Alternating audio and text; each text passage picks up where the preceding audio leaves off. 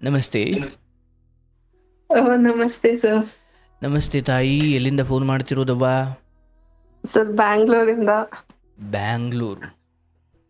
ಏನು ಭಾಳ ದಿನದಿಂದ ಟ್ರೈ ಮಾಡ್ತಿರೋ ಥರ ಇದೆ ನೀವು.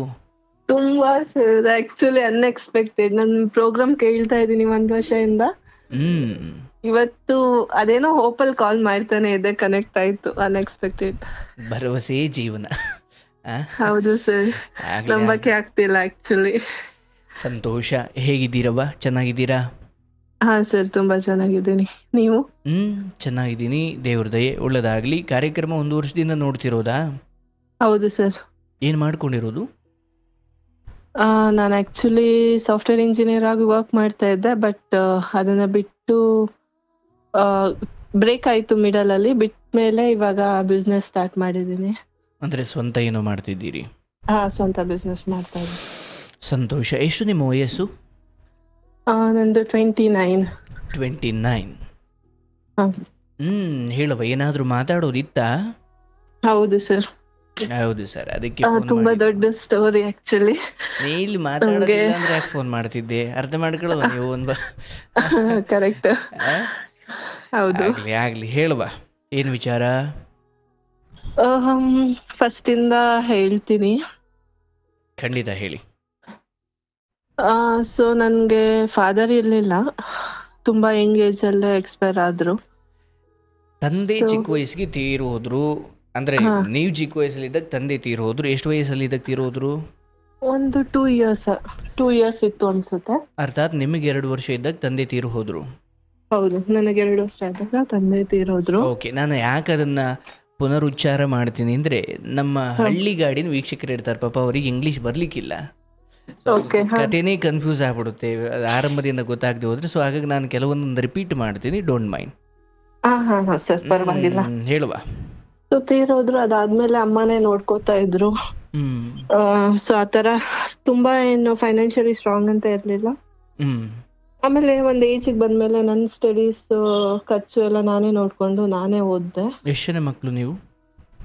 ನಾನೊಬ್ಳೆ. ಜೋರಾಗಿ ಮಾತಾಡ್ಬೇಕು. ನಾನೊಬ್ಳೇನೆ. ಓಕೆ. ಸೊ ಅದಾಯ್ತು. ಅದಾಗಿ ನನ್ಗೆ ಸ್ಟಡೀಸ್ ಎಲ್ಲ ನಡೀತಾ ಇತ್ತು. ತುಂಬಾ ಕಷ್ಟಪಟ್ಟೆ ಓದ್ತಾ ಇದ್ದೆ, ಕೆಲಸ ಮಾಡ್ತಾ ಇದ್ದೆ. ನಂಗೆ ಅದ್ರಲ್ಲಿ ಏನ್ ಪ್ರಾಬ್ಲಮ್ ಇರ್ಲಿಲ್ಲ. ಸೊ ನಂದು ಫೈನಲ್ ಇಯರ್ ಸ್ಟಡಿ ಇದ್ದಾಗ ಒಬ್ರು ಪರಿಚಯ ಆಯ್ತು. ಎಷ್ಟು ವರ್ಷ ಆಗ ನಿಮಗೆ?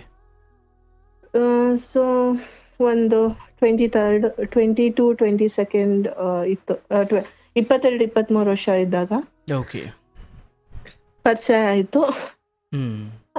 ಪ್ರಪೋಸಲ್ ಬಂತು. ಸೊ ನನ್ಗೆ ಸ್ಟಾರ್ಟಿಂಗ್ ಅಲ್ಲಿ ನನ್ಗೇನು ಅಂದ್ರೆ, ಹಂಗಿದ್ರು ಅಪ್ಪ ಎಲ್ಲ, ಬಟ್ ರಿಲೇಟಿವ್ಸ್ ಇದ್ರು, ಚಿಕ್ಕಪ್ಪ ಚಿಕ್ಕಮ್ಮ, ಅವ್ರನ್ನೆಲ್ಲ ಕೇಳ್ಬೇಕಿತ್ತು. ತಾಯಿ ಏನ್ ಕೆಲಸ ಮಾಡ್ತಿದ್ರು? ಅವ್ರೇನು ಮಾಡ್ತಾ ಇರ್ಲಿಲ್ಲ, ಸ್ವಲ್ಪ ಜಮೀನಿತ್ತು ಊರಲ್ಲಿ, ಅದ್ ನೋಡ್ಕೊಂತ ಇದ್ರು ಅಷ್ಟೇ. ಅಂದ್ರೆ ಸಿಂಗಲ್ ಪೇರೆಂಟ್ ಆಗಿದ್ರು, ಬಟ್ ಅವ್ರು ನಿಮ್ಮನ್ನು ಸಾಕ್ಲಿಕ್ಕೆಲ್ಲ ಕೃಷಿನೇ ಆಧಾರ ಇತ್ತು. ಹೌದೌದು. ಸೊ ಬಟ್ ನೀವು ಓದೋ ಸಮಯದಲ್ಲಿ ಸ್ವಲ್ಪ ಕೆಲಸ ಮಾಡ್ಕೊಂಡು ನಿಮ್ಮ ದುಡಿಮೆ ನೀವೇ ಮಾಡ್ಕೊಳ್ತಿದ್ರಿ. ಹೌದೌದು. ಏನ್ ಕೆಲಸ ಮಾಡ್ತಿದ್ರಿ? ನಾನು ಮಾಮೂಲಿ ಒಂದು ರಿಸೆಪ್ಷನಿಸ್ಟ್ ತರ ಮಾಡ್ತಾ ಇದ್ದೆ. Okay okay. ಸೊ ಇಲ್ಲಿ ಓದೋ ಸಮಯದಲ್ಲಿ ಯಾರೋ ಹುಡುಗ ಪ್ರಪೋಸ್ ಮಾಡ್ದ ಅಂತಲೋ, ಅಥವಾ ಏನದು, ಏನು ಕತೆ ಅದು? ಯಾರೋ ಒಬ್ರು ಪ್ರಪೋಸ್ ಮಾಡಿದ್ರಂದ್ರೆ, ಅದಕ್ಕೂ ಮುಂಚೆ ನಾನು ವರ್ಕಿಂಗ್ ಪ್ಲೇಸ್ ಅಲ್ಲೇ ನೋಡಿದ್ದೆ ಅವ್ರನ್ನ ನಾನು. ಅಂದ್ರೆ ರಿಸೆಪ್ಷನಿಸ್ಟ್ ಆಗಿ ಕೆಲಸ ಮಾಡ್ತಿದ್ರಲ್ಲ ಅಲ್ಲಿ? ನೋಡಿದ್ದೆ. ಓಕೆ. ಸೊ ನೋಡಿದಾಗ ಜಸ್ಟ್ ಇಂಟ್ರಾಕ್ಷನ್ ಇತ್ತು, ಬಟ್ ಅಂದ್ರೆ ಆತರ ಕ್ಲೋಸ್ ಕಾಂಟ್ಯಾಕ್ಟ್ ಎಲ್ಲ ಏನಿರ್ಲಿಲ್ಲ. ಸೊ ಅದಾಗಿ ಸ್ವಲ್ಪ ಇಯರ್ಸ್ ಆದ್ಮೇಲೆ ಅವ್ರು ನನಗೆ ಪ್ರಪೋಸ್ ಮಾಡಿದ್ರು. ಸ್ವಲ್ಪ ಇಯರ್ಸ್ ಅಂದ್ರೆ ಆಲ್ಮೋಸ್ಟ್ ಲಾಂಗ್. ಕೇಳಿಸ್ತಾ ಇದೆಯಾ? ಹಿಂಗೆ ಕೇಳಿಸ್ತಾ ಇರುತ್ತೆ, ಮತ್ತೆ ಲೋ ಬಿಡ್ತೀರಾ? ಇವಾಗ ಕೇಳಿಸ್ತಾ ಇದೆಯಾ? ಮತ್ತೊಂಚೂರು ಜೋರಾಗಿ ಆವಾಗಲೇ ಮಾತಾಡಿದ್ರಲ್ಲ, ಹಂಗೆ ಮಾತಾಡಿ. ಓಕೆ. ಹೇಳುವ. ಸ್ವಲ್ಪ ಇಯರ್ ಆದ್ಮೇಲೆ ಅವ್ರು ನನಗೆ ಪ್ರಪೋಸ್ ಮಾಡಿದ್ರು. ಸ್ವಲ್ಪ ಅಂದ್ರೆ ಒಂದ್ 5 ವರ್ಷ ಆಗಿತ್ತು ಅವ್ರನ್ನ ನೋಡಿ. ಆಮೇಲೆ 5 ವರ್ಷ ಆದ್ಮೇಲೆ ನನಗೆ ಮತ್ತೆ ಸೋಷಿಯಲ್ ಮೀಡಿಯಲ್ಲಿ ಕಾಂಟ್ಯಾಕ್ಟ್ ಮಾಡಿ ನನಗೆ ಪ್ರಪೋಸ್ ಮಾಡಿದ್ರು. ನನಗೆ ಹುಡುಗ ಡೀಸೆಂಟ್ ಅನಿಸ್ತು, ವೆಲ್ ಎಜುಕೇಟೆಡ್, ನೋಡಕ್ಕೂ ಡೀಸೆಂಟ್ ಆಗಿದ್ರು, ಫ್ಯಾಮಿಲಿ ವೈಸ್ ಓಕೆ ಅಂತ ಅನ್ನಿಸ್ತು. ಸೊ ನಾನು ನಮ್ಮ ರಿಲೇಟಿವ್ ಒಬ್ರಿಗೆ ಮೀಟ್ ಮಾಡಿಸ್ದೆ. ನಾನು ಒಪ್ಕೊಂಡು ಇರ್ಲಿಲ್ಲ ಪ್ರಪೋಸಲ್. ಅದಕ್ಕಿಂತ ಮುಂಚೆನೆ ಮನೆಯವ್ರನ್ನ ಮೀಟ್ ಮಾಡಿಸಿದಾಗ ಅವ್ರೆಷ್ಟು ಕಾನ್ಫಿಡೆನ್ಸ್ ಇಂದ ಮನೆಗ್ ಬಂದು ಎಲ್ಲರನ್ನ ಮಾತಾಡ್ಸಿದ್ರು ಅಂದ್ರೆ ತುಂಬಾ ಇಂಟ್ರೆಸ್ಟ್ ಇದೆ, ಮದ್ವೆ ಆಗಕ್ ರೆಡಿ ಇದಾರೆ ಅನ್ನೋ ತರ ಬಂದ್ ಮಾತಾಡ್ಸಿದ್ರು. ಓಕೆ, ನಾನು ಅನ್ಕೊಂಡೆ ಸೊ ಮದ್ವೆ ಆಗಕ್ಕೆ ಮದ್ವೆ ಆಗಕ್ಕೆ ಇಂಟ್ರೆಸ್ಟ್ ಇದ್ರೆ ಅಲ್ವಾ ಮನೇಲಿ ಬಂದ್ ಮಾತಾಡೋದು, ಇಲ್ಲ ಯಾವ ಹುಡುಗ ಬಂದ್ ಮಾತಾಡ್ತಾನೆ. ಸೊ ಅಂದ್ಬಿಟ್ಟು ಅದೊಂಥರ ಕ್ಲಿಯರ್ ಆಗೇ ಇತ್ತು, ಅವ್ರಿಗೂ ಅದು ಮದ್ವೆ ಆಗ್ಬೇಕು ಅಂತ ಇತ್ತು. ನಾನು ಈ ತರ ಲವ್ ಅದು ಇದು ರಿಲೇಶನ್ಶಿಪ್ ನೋಡ್ತಾ ಇರ್ಲಿಲ್ಲ, ಬಟ್ ನಂಗೂ ಮದ್ವೆ ಆಗ್ಬೇಕು ಅಂತ ಇತ್ತು.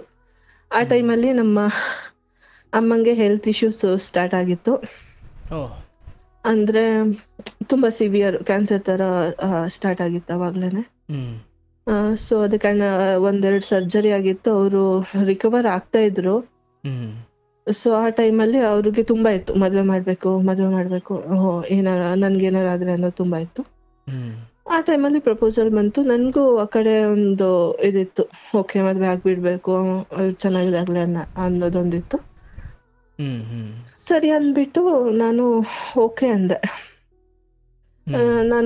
ಅವ್ರಿಗೂ ಓಕೆ ಇತ್ತು. ಸೊ ಅವಾಗ ನಾನಿನ್ನ ಏನೋ ಕೆರಿಯರ್ನ ಸೆಟ್ ಮಾಡ್ಕೊಂತ ಇದ್ದೆ. ಅವಾಗ ನನ್ಗೆ ಅವ್ರು ಒಪ್ಕೊಂಡಿದ್ದಾರೆ, ಸೊ ಇವ್ನೇ ಮದ್ವೆ ಆಗೋದು ಅನ್ನೋದೊಂದು ನನ್ನ ಮೈಂಡ್ ಅಲ್ಲಿ ಇತ್ತು. ಅವ್ರದ್ದು ಬೇರೆ ಏನ್ ಸ್ಟೋರಿ ಏನು ನನ್ಗೆ ಗೊತ್ತಿರ್ಲಿಲ್ಲ. ಸೊ ನಾನು ಕೆರಿಯರ್ ಕಡೆ ಕಾನ್ಸಂಟ್ರೇಟ್ ಮಾಡ್ತಿದ್ದೆ. ಅದಾದ್ಮೇಲೆ ಒಂದು 8 to 10 months ಆಗಿತ್ತು ಅವ್ರು ನನಗೆ ಪ್ರಪೋಸ್ ಮಾಡಿ, ನಾನು ಒಪ್ಕೊಂಡು ಮನೇಲಿ ಮಾತಾಡಿ. ಅವಾಗ್ಲೇ ಅವರು ಸುಮ್ನೆ ಏನೋ ಒಂಥರ ಇಗ್ನೋರ್ ಮಾಡೋದು, ನೆಗ್ಲಿಜೆನ್ಸಿ ಇತ್ತು ಅವ್ರದ್ದು ಬಿಹೇವಿಯರ್. ನಂಗೆ ಗೊತ್ತಾಗಿಲ್ಲ ಏನ್ ನಡೀತಾ ಇದೆ ಅಂತ. ಸೊ ಅದಾದ್ಮೇಲೆ ಒಂದು ಹಂಗೆ ಇಗ್ನೋರ್ ಮಾಡ್ತಾ ಇದ್ರು. ನಾನು ಅದನ್ನ ಅಷ್ಟು ನನ್ಗೆ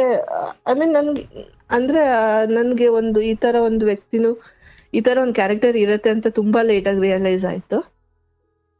ಸೊ ಅದಾಗಿ 1 year ಆಯ್ತು ಇದೇ ತರ. 1 year ಹಿಂಗೆ ಆಯ್ತು. ಬಟ್ ಅವ್ರು ಏನ್ ಮಾಡ್ತಾ ಇದ್ರು, ಅವ್ರ ಮನೇಲಿ ಇದ್ದಾಗ ಅವರು ಫೋನ್ ರಿಸೀವ್ ಮಾಡ್ತಾ ಇರ್ಲಿಲ್ಲ. ಬಟ್ ಅವ್ರ ಮನೆಯವ್ರಿಗೆಲ್ಲ ಗೊತ್ತಿತ್ತ ಇದು? ಅವ್ರ ಮನೇಲಿ ಅಂದ್ರೆ ಅವ್ರಿಗೆ ಮದರ್ ಜಸ್ಟ್ ಎಕ್ಸ್ಪೈರ್ ಆಗಿ, ನನಗ್ ಪ್ರಪೋಸ್ ಮಾಡ್ಬೇಕಾದ್ರೆ ಅವ್ರಿಗೆ ಎಕ್ಸ್ಪೈರ್ ಆಗಿ 1 year ಆಗಿತ್ತು ಅಷ್ಟೇ. ಅವ್ರ ಅಮ್ಮ ತೀರ್ಕೊಂಡಿದ್ರು, ಅವ್ರ ಅಪ್ಪನೂ ಇರ್ಲಿಲ್ಲ. ಅಂದ್ರೆ ಅವ್ರು ತೀರ್ಕೊಂಡ್ಮೇಲೆ ನಿಮಗೆ ಪ್ರಪೋಸ್ ಮಾಡಿದ್ದ ಅಥವಾ ಪ್ರಪೋಸ್ ಮಾಡಿದ್ಮೇಲೆ ತೀರ್ಕೊಂಡ್ಮೇಲೆ ಪ್ರಪೋಸ್ ಮಾಡಿದ್ರು. ತೀರ್ಕೊಂಡಾಗ ಅವರು ಬೇರೆ ಯಾವ್ದೋ ಸ್ಟೇಟ್ ಅಲ್ಲಿ ಇದ್ರು ವರ್ಕ್ ಮಾಡ್ಕೊಂಡು. ಅದಾದ್ಮೇಲೆ ಬ್ಯಾಂಗ್ಳೂರಿಗೆ ಶಿಫ್ಟ್ ಆದ್ರು. ಅದಾದ್ಮೇಲೆ ನನಗೆ ಪ್ರಪೋಸ್ ಮಾಡಿದ್ರು. ಅವ್ರ ಮದರ್ ಯಾರು ಇರ್ಲಿಲ್ಲ, ಅವರು ಸಿಸ್ಟರ್ ಇದ್ರು. ಸಿಸ್ಟರ್ ಮದ್ವೆ ಆಗಿ ಮಗು ಇತ್ತು. ಬಟ್ ನನ್ನ ಪ್ರಶ್ನೆ ಇದು ಅವ್ರ ಮನೆಯವ್ರ ಕಡೆ ಗೊತ್ತಿತ್ತ? ಅವ್ರ ಮನೆಯವ್ರು ಅಂದ್ರೆ ನಮ್ಮ ಮನೇಲಿ ಮಾತಾಡ್ಬೇಕಾದ್ರೆ ಗೊತ್ತಿರ್ಲಿಲ್ಲ. 1 ವರ್ಷದವರೆಗೂ ಅವ್ರ ಮನೇಲಿ ಗೊತ್ತಿಲ್ಲ. ಅವ್ರ ಮನೆಯವ್ರು ಅಂದ್ರೆ ಅವ್ರ ಸಿಸ್ಟರ್ ಅಷ್ಟೇ. ಅವ್ರಿಗೂ ಹೇಳಿದ್ದೀನಿ ಅಂತ ಹೇಳಿದ್ರು, ಬಟ್ ಅವ್ರಿಗೆ ಹೇಳಿರೋದು ನನಗೆ ಕನ್ಫರ್ಮ್ ಇರ್ಲಿಲ್ಲ. ಸೊ 1 year ಆಯ್ತು. ಸೊ ಆಮೇಲೆ ನಾನು ಹೇಳ್ದೆ ಸರಿ ಮದ್ವೆಗೆ ಏನೋ ಮಾತುಕತೆ ಅಂತಾಗ ಅವಾಗ ಒಂಥರ ವಿಯರ್ಡ್ ಬಿಹೇವಿಯರ್ ಸ್ಟಾರ್ಟ್ ಆಯ್ತು ಅವ್ರದ್ದು. ಅಂದ್ರೆ ಮನೇಲಿ ಇದ್ದಾಗ ಅವ್ರು ಮಾತಾಡ್ತಾ ಇರ್ಲಿಲ್ಲ. ಏನಾದ್ರು ಕೇಳಿದ್ರೆ ಸುಳ್ಳು ಹೇಳೋದೊಂದು ಎವಿಡೆಂಟ್ ಆಗಿ ಕಾಣಿಸ್ತಾ ಇತ್ತು. ಏನಕ್ಕೆ ಸುಳ್ಳು ಹೇಳ್ತಾರೆ? ನಾನ್ ಯೋಚನೆ ಮಾಡ್ದೆ, ಲೈಕ್ ಇಷ್ಟು ಚಿಕ್ಕ ವಿಷಯಕ್ಕೆಲ್ಲ ಸುಳ್ಳು ಹೇಳ್ತಾರಲ್ಲ, ಇವ್ರು ನನ್ನ ಹತ್ರ ಏನ್ ನಿಜ ಹೇಳಿರ್ಬೋದು, ಏನ್ ಸುಳ್ಳು ಹೇಳ್ಬೋದು ಅಂತ ತುಂಬಾ ಡೀಟೇಲ್ ಆಗಿ ಅವ್ರ ಬಗ್ಗೆ ತಿಳ್ಕೊಳಕ್ಕೆಲ್ಲ ಟ್ರೈ ಮಾಡ್ದೆ. ಅಲ್ಲಿವರೆಗೂ ತಿಳ್ಕೊಂಡಿರ್ಲಿಲ್ವಾ? ಅಲ್ಲಿವರೆಗೂ ಅಂದ್ರೆ ಡಿಸೆಂಟ್ ಪರ್ಸನ್. ಅವ್ರು ಮಾತಾಡೋದ್ ಕೇಳಿದ್ರೆ ಯಾರು ಹೇಳಲ್ಲ ಇವ್ರ ಇಂಥ ಪರ್ಸನ್ ಅಂತ. ಅಷ್ಟು ಒಂದು ಸಾಫ್ಟ್ ಆಗಿ ಮಾತಾಡೋದು, ಅಷ್ಟು ರೆಸ್ಪೆಕ್ಟ್ಫುಲ್ ಆಗಿ ಬಿಹೇವ್ ಮಾಡೋದು. ಅಲ್ಲ, ಈಗ ಒಂದು ನಿಮ್ಮ ಮನೆಯವರು ಒಪ್ಪಿಗೆ ಕೊಟ್ಟಿದ್ರೆ ಹೌದಲ್ಲ? ಹೌದು, ನಮ್ಮ ಮನೇಲಿ ಒಪ್ಪಿಗೆ ಕೊಟ್ಟಿದ್ರು. ಆಯ್ತು. ಎಣ್ಣೆತ್ತು ಯಾವುದೇ ಮನೆಯವರು ಇಂಥದ್ದೇನೋ ಒಪ್ಪಿಗೆ ಕೊಡಬೇಕಾದ್ರೆ ಏನಪ್ಪ ನಿಮ್ಮ ಕಡೆ ಯಾರಿದ್ದಾರೆ, ಯಾರು ನಾನು ಸ್ವಲ್ಪ ಕರೆಸಯ್ಯ ಅಥವಾ ಮಾತಾಡಬೇಕು, ಇದನ್ನೆಲ್ಲ ಹೇಳ್ಬಿಟ್ಟು ಒಪ್ಪಿಗೆ ಕೊಡೋದು ನೋಡಿದ್ದೀವಿ. ಐ ಮೀನ್ ನನ್ನ ಅನುಭವದಲ್ಲಿ. ಬಟ್ ಇದೇನಿದು ನಿಮ್ಮ ಮನೆಯವ್ರೇನು ಓಕೆ ಅಂದ್ರೆ ಡೈರೆಕ್ಟ್ ಆಗಿ ಏನ್ ಮದ್ವೆ ಮಾತುಕತೆ ಎಲ್ಲ ಹೋಗಿಲ್ಲ. ಈ ತರ ಒಬ್ಬ ಹುಡ್ಗ ಕೇಳ್ತಾ ಇದಾರೆ ಅಂದ್ರೆ ಅವತ್ತು ಅವ್ರು ನಮ್ಮ ಮನೆಗ್ ಬಂದಾಗ್ಲೂ ಮದ್ವೆ ಮಾತುಕತೆ ಅದು ಇದು ಅಂತಲ್ಲ, ಜನರಲ್ ಆಗಿ ಏನ್ ಮಾತಾಡ್ತಾರೆ ಆ ಕಾನ್ವರ್ಸೇಷನ್ ಆಗಿರೋದು. ಮದ್ವೆವರೆಗೂ ಹೋಗಿರ್ಲಿಲ್ಲ ಮಾತುಕತೆ. ನಾನು ಅವಾಗ್ಲೇ ಕರ್ಸ್ಬಿಟ್ಟಿದ್ದೆ ಈ ತರ ಒಬ್ರು ಹೇಳ್ತಾ ಇದಾರೆ ಅಂದಾಗ. ಓಕೆ, ಅಂದರೆ ನಿಮಗೆ ದಟ್ಸ್ ಗ್ರೇಟ್. ಅದೊಂದು ಬಹಳ ಒಳ್ಳೆಯದು ಹೆಣ್ಮಕ್ಳಿಗೆ. ನೋಡಿ, ಎಂಥದ್ದು ಏನೋ ಆದಾಗ ಅಥವಾ ಹೊರಗಡೆ ಯಾರೋ ಪ್ರಪೋಸ್ ಮಾಡಿದಾಗ ಇಲ್ಲ ಬಾ ನಮ್ಮ ಮನೆಗೆ ಬಂದು ಕೇಳು ಅಂತ ಕರೆಸೋದಿದೆಯಲ್ಲ, ಅದು ಒಳ್ಳೆಯದೇ. ಬಟ್ ಆ ನಂತರದ್ದು ಯಾವುದು ನಿಮ್ಮ ಪರ ಇರಲಿಲ್ಲ ಅನ್ನೋದು ನಿಮ್ಮ ದುಃಖ. ಇರ್ಲಿಲ್ಲ. ಓಕೆ, ಏನು ಬದಲಾವಣೆ ಬಂತು ಆತನಲ್ಲಿ? ಸೊ ಅಂದ್ರೆ ಸಂಜೆ ಟೈಮು ಫೋನ್ ಮಾಡ್ತಿದ್ರೆ ಮಾತಾಡ್ತಾ ಇರ್ಲಿಲ್ಲ, ಇಲ್ಲ ಫೋನೇ ಅಂದ್ರೆ ನನಗೆ ಅನ್ಸ್ಬಿಡ್ಬೇಕು ಅವ್ರಿಗೆ ಫೋನ್ ಮಾಡೋದ್ ಬೇಡ ಈ ಟೈಮಲ್ಲಿ. ಆ ತರ ಒಂದು ಸಿಚುವೇಶನ್ ಕ್ರಿಯೇಟ್ ಆಗಿತ್ತಲ್ಲಿ. ಗೊತ್ತಿರ್ಲಿಲ್ಲ. ಹಿಂಗೆ 1 ವರ್ಷ ಕಳೀತು. ನಾನು ಆ ಕಡೆ ತುಂಬಾ ಏನು ಎಲ್ಲಾ ರಿಲೇಶನ್ಶಿಪ್ ಮೇಲೆ ಯಾವಾಗ್ಲೂ 3 ತಿಂಗಳು 1 ತಿಂಗಳು 2 ತಿಂಗಳಿಗೆ ಒಂದ್ಸಲ ಬಿಸಿ ಅನ್ಕೊಂಡ್ ಮೀಟ್ ಆಗ್ತಿದ್ರು. I was fine. ನನ್ಗೆ ನನ್ ಏನ್ ಮಾಡ್ಬೇಕಿತ್ತು ಅದ್ ಮೈಂಡ್ ಅಲ್ಲಿ ಇತ್ತು. ಫಸ್ಟ್ ಕೆರಿಯರ್ ಮಾಡ್ಕೊಳ್ಳೋಣ, ಆಮೇಲೆ ಇದನ್ನ ನೋಡೋಣ ಅನ್ನೋದಿತ್ತು. ಸೊ 1 ಇಯರ್ ಆದ್ಮೇಲೆ ನನಗ್ ರಿಯಲೈಸ್ ಆಯ್ತು, ಚಿಕ್ಕ ವಿಷಯಕ್ಕೂ ಸುಳ್ಳು ಹೇಳ್ತಾರೆ, ಏನೋ ಸುಳ್ಳು ಹೇಳಿದ್ದಾರೆ ಅಂತ. ಏನೋ ನಡೀತಾ ಇದೆ ಅಲ್ಲಿ ಏನೋ ನಡೀತಾ ಇದೆ ಅನ್ನೋದೊಂದು ಮೈಂಡಿಗೆ ಬಂತು. ಅದಾದ್ಮೇಲೆ ತುಂಬಾ ಏನೋ ಡೀಪ್ ಆಗಿ ಹೋಗಿ ಅವ್ರ ಬಗ್ಗೆ ಅದು ಇದು ಎಲ್ಲ ಚೆಕ್ ಮಾಡಿ ಆಮೇಲೆ ಗೊತ್ತಾಯ್ತು ಅವ್ರಿಗೆ ಒಂದ್ಸಲ ಡಿವೋರ್ಸ್ ಆಗಿದೆ ಅಂತ. ಸೊ ಮದ್ವೆ ಆಗಿ ಡಿವೋರ್ಸ್ ಆಗಿದೆ ಅನ್ನೋದು ಗೊತ್ತಾಯ್ತು. ಅಂದ್ರೆ ಇದನ್ನ ಅವರಾಗಿ ಹೇಳಿದ್ದಲ್ಲ, ನೀವು ಅದನ್ನ ಅವರಾಗೆ ಬಾಯ್ ಬಿಟ್ಟಿಲ್ಲ, ನಾನಾಗೆ ಏನೋ ಎಲ್ಲ ತಿಳ್ಕೊಂಡಾಗ ಸ್ವಲ್ಪ ಡೀಪ್ ಆಗಿ ತಿಳ್ಕೊಳ್ಳೋ ಪ್ರಯತ್ನ ಮಾಡಿದಾಗ ಇದೊಂದು ಸತ್ಯ ಗೊತ್ತಾಯ್ತು. ಗೊತ್ತಾಯ್ತು ನಿಮಗೆ? ಸಾರಿ, ಹೇಗ್ ಗೊತ್ತಾಯ್ತವ ಅಂದೆ. ಒಂದೆರಡು ಫೋಟೋಸ್ ಸಿಕ್ತು ನನ್ಗೆ, ಅವ್ರದೇ ಫೋಟೋಸ್. ಅವ್ರದೇ ಫೋಟೋಸ್, ಎಂಗೇಜ್ಮೆಂಟ್ ಫೋಟೋಸ್ ಸಿಕ್ತು. ಅದು ಇವಾಗ್ಲೂ ನನ್ನ ಹತ್ರ ಇದೆ. ಅವ್ರದೇ ಫೋನ್ ಅಲ್ಲ ಅಂದೆ? ಅವ್ರ ಫೋನ್ ಅಲ್ಲ, ಸೋಷಿಯಲ್ ಮೀಡಿಯಾದಲ್ಲೆಲ್ಲ ಸಿಕ್ತು. ಸೊ ನಾನು ಅವ್ರನ್ನ ಡೈರೆಕ್ಟ್ ಆಗಿ ಕೇಳ್ದೆ ಏನಿದು, ಯಾಕೆ ಹಿಂಗೆ ಹೇಳಿದ್ರಿ ಅಂತ. ಹೌದು ಆಗಿದೌದು, ಬಟ್ ಇರ್ಲಿಲ್ಲ. ವಿತಿನ್ 1 ಮಂತ್ ಎಲ್ಲ ಬ್ರೇಕ್ ಆಯ್ತು. ಆ ಹುಡ್ಗಿಗೆ ಬೇರೆ ಅಫೇರ್ ಇತ್ತು, ಅವಳ ಹುಡ್ಗನ್ ಜೊತೆ ಹೋಗ್ಬಿಟ್ಲು. ಅದಕ್ಕೆ ಎಲ್ಲ ಆಗಿ ಎಲ್ಲ ಮುಗ್ದಿದೆ, ಅದ್ರಲ್ಲಿ ಏನು ಇಲ್ಲ ಇವಾಗ ಅಂತ ಹೇಳಿದ್ರು ಅವರು. ಅದಾದ್ಮೇಲೆ ನಮ್ ರಿಲೇಟಿವ್ ಒಬ್ರ ಹತ್ರ ನಾನು ಡಿಸ್ಕಸ್ ಮಾಡಿದೆ, ಈ ತರ ಆಯ್ತು ಅಂತ. ಇನ್ ಬಿಟ್ವೀನ್ ಅವ್ರು ಇಷ್ಟ ಆದ್ಮೇಲೆ ನಾನು ಮಾತಾಡೋದ್ ಬಿಟ್ಬಿಟ್ಟೆ. 1 ವೀಕ್ ನಾನು ಮಾತಾಡೋದ್ ಬಿಟ್ಬಿಟ್ಟೆ. ಅವಾಗ ಅವರು ಲೈಕ್, ಇಲ್ಲ ನೀನ್ ಮದ್ವೆ ಆಗಿಲ್ಲ ಅಂದ್ರೆ ನಾನು ಸೂಸೈಡ್ ಮಾಡ್ಕೊಂತೀನಿ ಅದು ಇದು ಅಂತ ಡೆತ್ ನೋಟ್ ಎಲ್ಲ ಬರೆಯೋದು. ಅವ್ರ ಸಿಸ್ಟರ್ಗೆಲ್ಲ ಹೇಳ್ಬಿಟ್ರು. ಅವ್ರು ಫೋನ್ ಮಾಡಿಸಿ ಅವ್ರ ಸಿಸ್ಟರ್ ಹತ್ರ ಎಲ್ಲ ಮಾತಾಡ್ಸಿ ಅದು ಇದೆಲ್ಲ ಡೆತ್ ನೋಟ್ ಎಲ್ಲ ಬರ್ದು, ಮದ್ವೆ ಆದ್ರೆ ಇವಳನೇ ಆಗೋದು ಅದು ಇದು ಅಂತ. ನಾನ್ ನಮ್ ರಿಲೇಟಿವ್ ಹತ್ರ ನಾನು ಡಿಸ್ಕಸ್ ಮಾಡಿದಾಗ ಅವ್ರು ಹೇಳಿದ್ರು, ಇವಾಗ ಹುಡ್ಗ ಒಳ್ಳೆಯವ್ನು ಅನ್ಸಿದ್ರೆ ನೋಡು ನೀನು, ಇವಾಗ ಏನು ಫಸ್ಟ್ ಟೈಮ್ ಆದ್ರೂನು ಎಷ್ಟೊಂದ್ ಜನ ಸರಿ ಇರ್ತಾರೆ ಅಂತಾನೆ ಹೇಳಕ್ಕಾಗಲ್ಲ, ನೋಡು ನಿನ್ಗೆ. ಬಟ್ ನಾನು ನಮ್ಮ ಮದರ್ ಹತ್ರ ಇದೆಲ್ಲ ಡಿಸ್ಕಸ್ ಮಾಡೋ ತರ ಇರ್ಲಿಲ್ಲ ಮನೇಲೆ, ಬಿಕಾಸ್ ಅವ್ರ ಹೆಲ್ತ್ ತುಂಬಾ ವರ್ಸ್ಟ್ ಇತ್ತು. ಸೊ ಅವ್ರ ಹತ್ರ ಇದೇನು ಡಿಸ್ಕಸ್ ಮಾಡಿಲ್ಲ. ಇದು ಹೇಳಿದ್ರೆ ಇನ್ನ ಪ್ರಾಬ್ಲಮ್ ಆಗುತ್ತೆ ಅಂತ. ಆಮೇಲೆ ಅವ್ರು ನೋಡಕ್ ಬಂದಾಗ ನಮ್ಮ ಅಮ್ಮನೂ ಇದ್ರು, ಅವರು ನೋಡಿದ್ರು, ಅವ್ರಿಗೆ ಇಷ್ಟ ಆಗಿತ್ತು ಹುಡ್ಗ. ಅವತ್ತು ಒಂದ್ಸಲ ನೋಡಕ್ ಬಂದಾಗ ಅವಾಗ ಅವ್ರು ಇದ್ದು, ಅವ್ರಿಗೂ ಇಷ್ಟ ಆಗಿತ್ತು. ಸೊ ಇವರು ಅಂದ್ಬಿಟ್ಟು, ಸೊ ಅದೆಲ್ಲ ಆದ್ಮೇಲೆ ತುಂಬಾ ಕೇರ್ ಮಾಡೋದು, ಅಥವಾ ಏನು ನನ್ನೇ ಲಿಟ್ರಲಿ ತಲೆ ಮೇಲೆ ಇಟ್ಕೊಂಡು ಓಡಾಡ್ತಾರಲ್ಲ, ಆ ತರ ರಿಲೇಶನ್ಶಿಪ್ ಇತ್ತು. ಆಮೇಲೆ ನನಗ್ ಗೊತ್ತಾದ್ಮೇಲೆ ನಾನೇನ್ ಅನ್ಕೊಂಡೆ, ಸೊ ಎಲ್ಲ ಚೆನ್ನಾಗೇ ನಡೀತಾ ಇದೆ ಅಲ್ಲ, ಇದೊಂದಕ್ಕೋಸ್ಕರ ಯಾಕೆ ಇದ್ ಮಾಡೋದು ಅಂದಾಗ, ಇನ್ ಬಿಟ್ವೀನ್ ನಾನು ಅವ್ರ ರಿಲೇಟಿವ್, ಇವ್ರೇನು ಫಸ್ಟ್ ಮದ್ವೆ ಆಗಿದ್ರು, ಅವ್ರ ರಿಲೇಟಿವ್ ಒಬ್ರು ಕಾಂಟ್ಯಾಕ್ಟ್ ಸಿಗಿದ್ದು, ಅವ್ರ ಹತ್ರ ಮಾತಾಡ್ದೆ ಏನಕ್ಕೆ ಹಿಂಗೆಲ್ಲ ಆಯ್ತು ಅಂದಾಗ, ಅವ್ರ ಎಕ್ಸಾಕ್ಟ್ ರೀಸನ್ ನನ್ಗೂ ಗೊತ್ತಿಲ್ಲ. ಬಟ್ ಎಲ್ಲ ಮುಗ್ದಿದೆ ಅವ್ರಿಬ್ರು ಮಧ್ಯ. ಅವ್ರ ಅಮ್ಮನೂ ತೀರ್ಕೊಂಡಿದಾರಲ್ಲ ಅದು ಇದು ಅಂತ ಅವ್ರು ಹೇಳಿದ್ರು. ಅವ್ರು ಏನ್ ಆತರ ತುಂಬಾ ವರ್ಸ್ಟ್ ಆಗಿ ಏನ್ ಹೇಳಿಲ್ಲ ಇವ್ರ ಬಗ್ಗೆನೂ. ಸೊ ಹುಡ್ಗ ಹಿಂಗ್ ಮಾಡ್ತಿದ್ದ ಅಂದಿದ್ರೆ ನಾನು ಯೋಚನೆ ಮಾಡ್ತಿದ್ದೆ, ಅವ್ರೇನೋ ಹಂಗೆ ಹೇಳಿಲ್ಲ. ಸೊ ನಾನ್ ಅನ್ಕೊಂಡೆ, ಆಗುತ್ತೆ, ಎಲ್ಲರ ಲೈಫಲ್ಲೂ ಆಗುತ್ತೆ, ಸರಿ ಮೂವ್ ಆನ್ ಆಗೋಣ, ನೋಡೋಣ ಅಂತ ಅದನ್ನ ಅಕ್ಸೆಪ್ಟ್ ಮಾಡ್ಕೊಂಡು ಹಂಗೆ ನಡೀತಾ ಇತ್ತು ಸ್ವಲ್ಪ ತಿಂಗಳು. ಅದಾದ್ಮೇಲೆ ಮಿಡಲ್ ಅಲ್ಲಿ ಒಂದಿಬ್ರು ಹುಡ್ಗಿರೋ ವಿಷಯ ಅದೆಲ್ಲ ಬಂತು. ಅವ್ರು ಯಾರ ಹತ್ರನೋ ಮಾತಾಡ್ತಾ ಇರೋದು ಗೊತ್ತಾಯ್ತು. ಕೇಳಿದ್ರೆ, ಆ ಹುಡ್ಗಿ ಕೇಳಿದ್ರೆ ಏನು ಇಲ್ಲ ನಮ್ಮಿಬ್ರು ಮಧ್ಯ ಅಂತ ಅವಳು ಹೇಳಿದ್ಲು. ಆಮೇಲೆ ಅವಳು ಕಾಂಟ್ಯಾಕ್ಟ್ ಕಟ್ ಆಯ್ತು, ಹಂಗೆಲ್ಲ ಆಯ್ತು. ಸರಿ ಅಂದ್ಬಿಟ್ಟು ಹಂಗೆ 2-3 ವರ್ಷ ಕಳೀತಾ ಬಂತು. ಅವಾಗ ಮದ್ವೆ ವಿಚಾರ ಬಂತು. ಮದ್ವೆ ಆಗಕ್ಕೆ ರೆಡಿ ಆದ್ವಿ ಇಬ್ರು. ಅಂದ್ರೆ ತುಂಬಾ ಸಿಂಪಲ್ ಆಗಿ ಮದ್ವೆ ಆದ್ವಿ. ತುಂಬಾ ಸಿಂಪಲ್ ಆಗಿ ಮದ್ವೆ ಆದ್ವಿ. ಎಲ್ಲ ಆಯ್ತು, ಎಲ್ಲಾನು ಚೆನ್ನಾಗೇ ಇತ್ತು. ಸೊ ಆಮೇಲೆ ಮದ್ವೆ ಆಗಿ 1 ವೀಕ್ ಆದ್ಮೇಲೆ ಅವ್ರ ಮನೆಗೆ ಹೋದಾಗ, ಅವ್ರ ಮನೆ in the sense room shift ಮಾಡಿದ್ರು. ಅಂದ್ರೆ ಅವ್ರ ಸ್ವಂತ ಮನೆ ಇತ್ತಾ? ಅಂದ್ರೆ ಅವ್ರದ್ದು ಸ್ವಂತ ಮನೆ ಇತ್ತು? ಅವ್ರದ್ದು ಸ್ವಂತ ಮನೆ ಇತ್ತು, ಬಟ್ ಅದ್ರಲ್ಲಿ ಅವ್ರು ಇರ್ಲಿಲ್ಲ. ಅವ್ರು ಬೇರೆ ಕಡೆ ರೆಂಟ್ಗಿದ್ರು, ಬಿಕಾಸ್ ವರ್ಕಿಗೆ ನಿಯರ್ ಆಗತ್ತಂತ ಬೇರೆ ಕಡೆ ರೆಂಟ್ಗಿದ್ರು. ಓಕೆ. ಸೊ ಇನಿಷಿಯಲಿ ನನ್ನ ಹತ್ರ ಹೇಳಿದ್ದು ರೂಮ್ಮೇಟ್ ಒಬ್ಬ ಇದ್ದಾನೆ, ಓಕೆ. ರೂಮ್ಮೇಟ್ ಒಬ್ಬ ಇದ್ದ ಅಂತ, ಇವಾಗ ಶಿಫ್ಟ್ ಆಗ್ತಾ ಇದೀನಿ ಬೇರೆ ಕಡೆ ಅಂತ. ಸೊ ನಾನು ಮದ್ವೆಗೆ ಆ ಮನೆಗೆ ಹೋದಾಗ ಗೊತ್ತಾಯ್ತು, ಸ್ವಲ್ಪ ಏನೋ ಹುಡುಗಿರು ಯೂಸ್ ಮಾಡೋ ಐಟಮ್ಸ್ ಎಲ್ಲ ಇತ್ತು, ಅಂದ್ರೆ ಲಿಫ್ಟಿಕ್ಕು ಅದು ಇದು ಎಲ್ಲ ಇತ್ತು. ನಾನು ಕೇಳ್ದೆ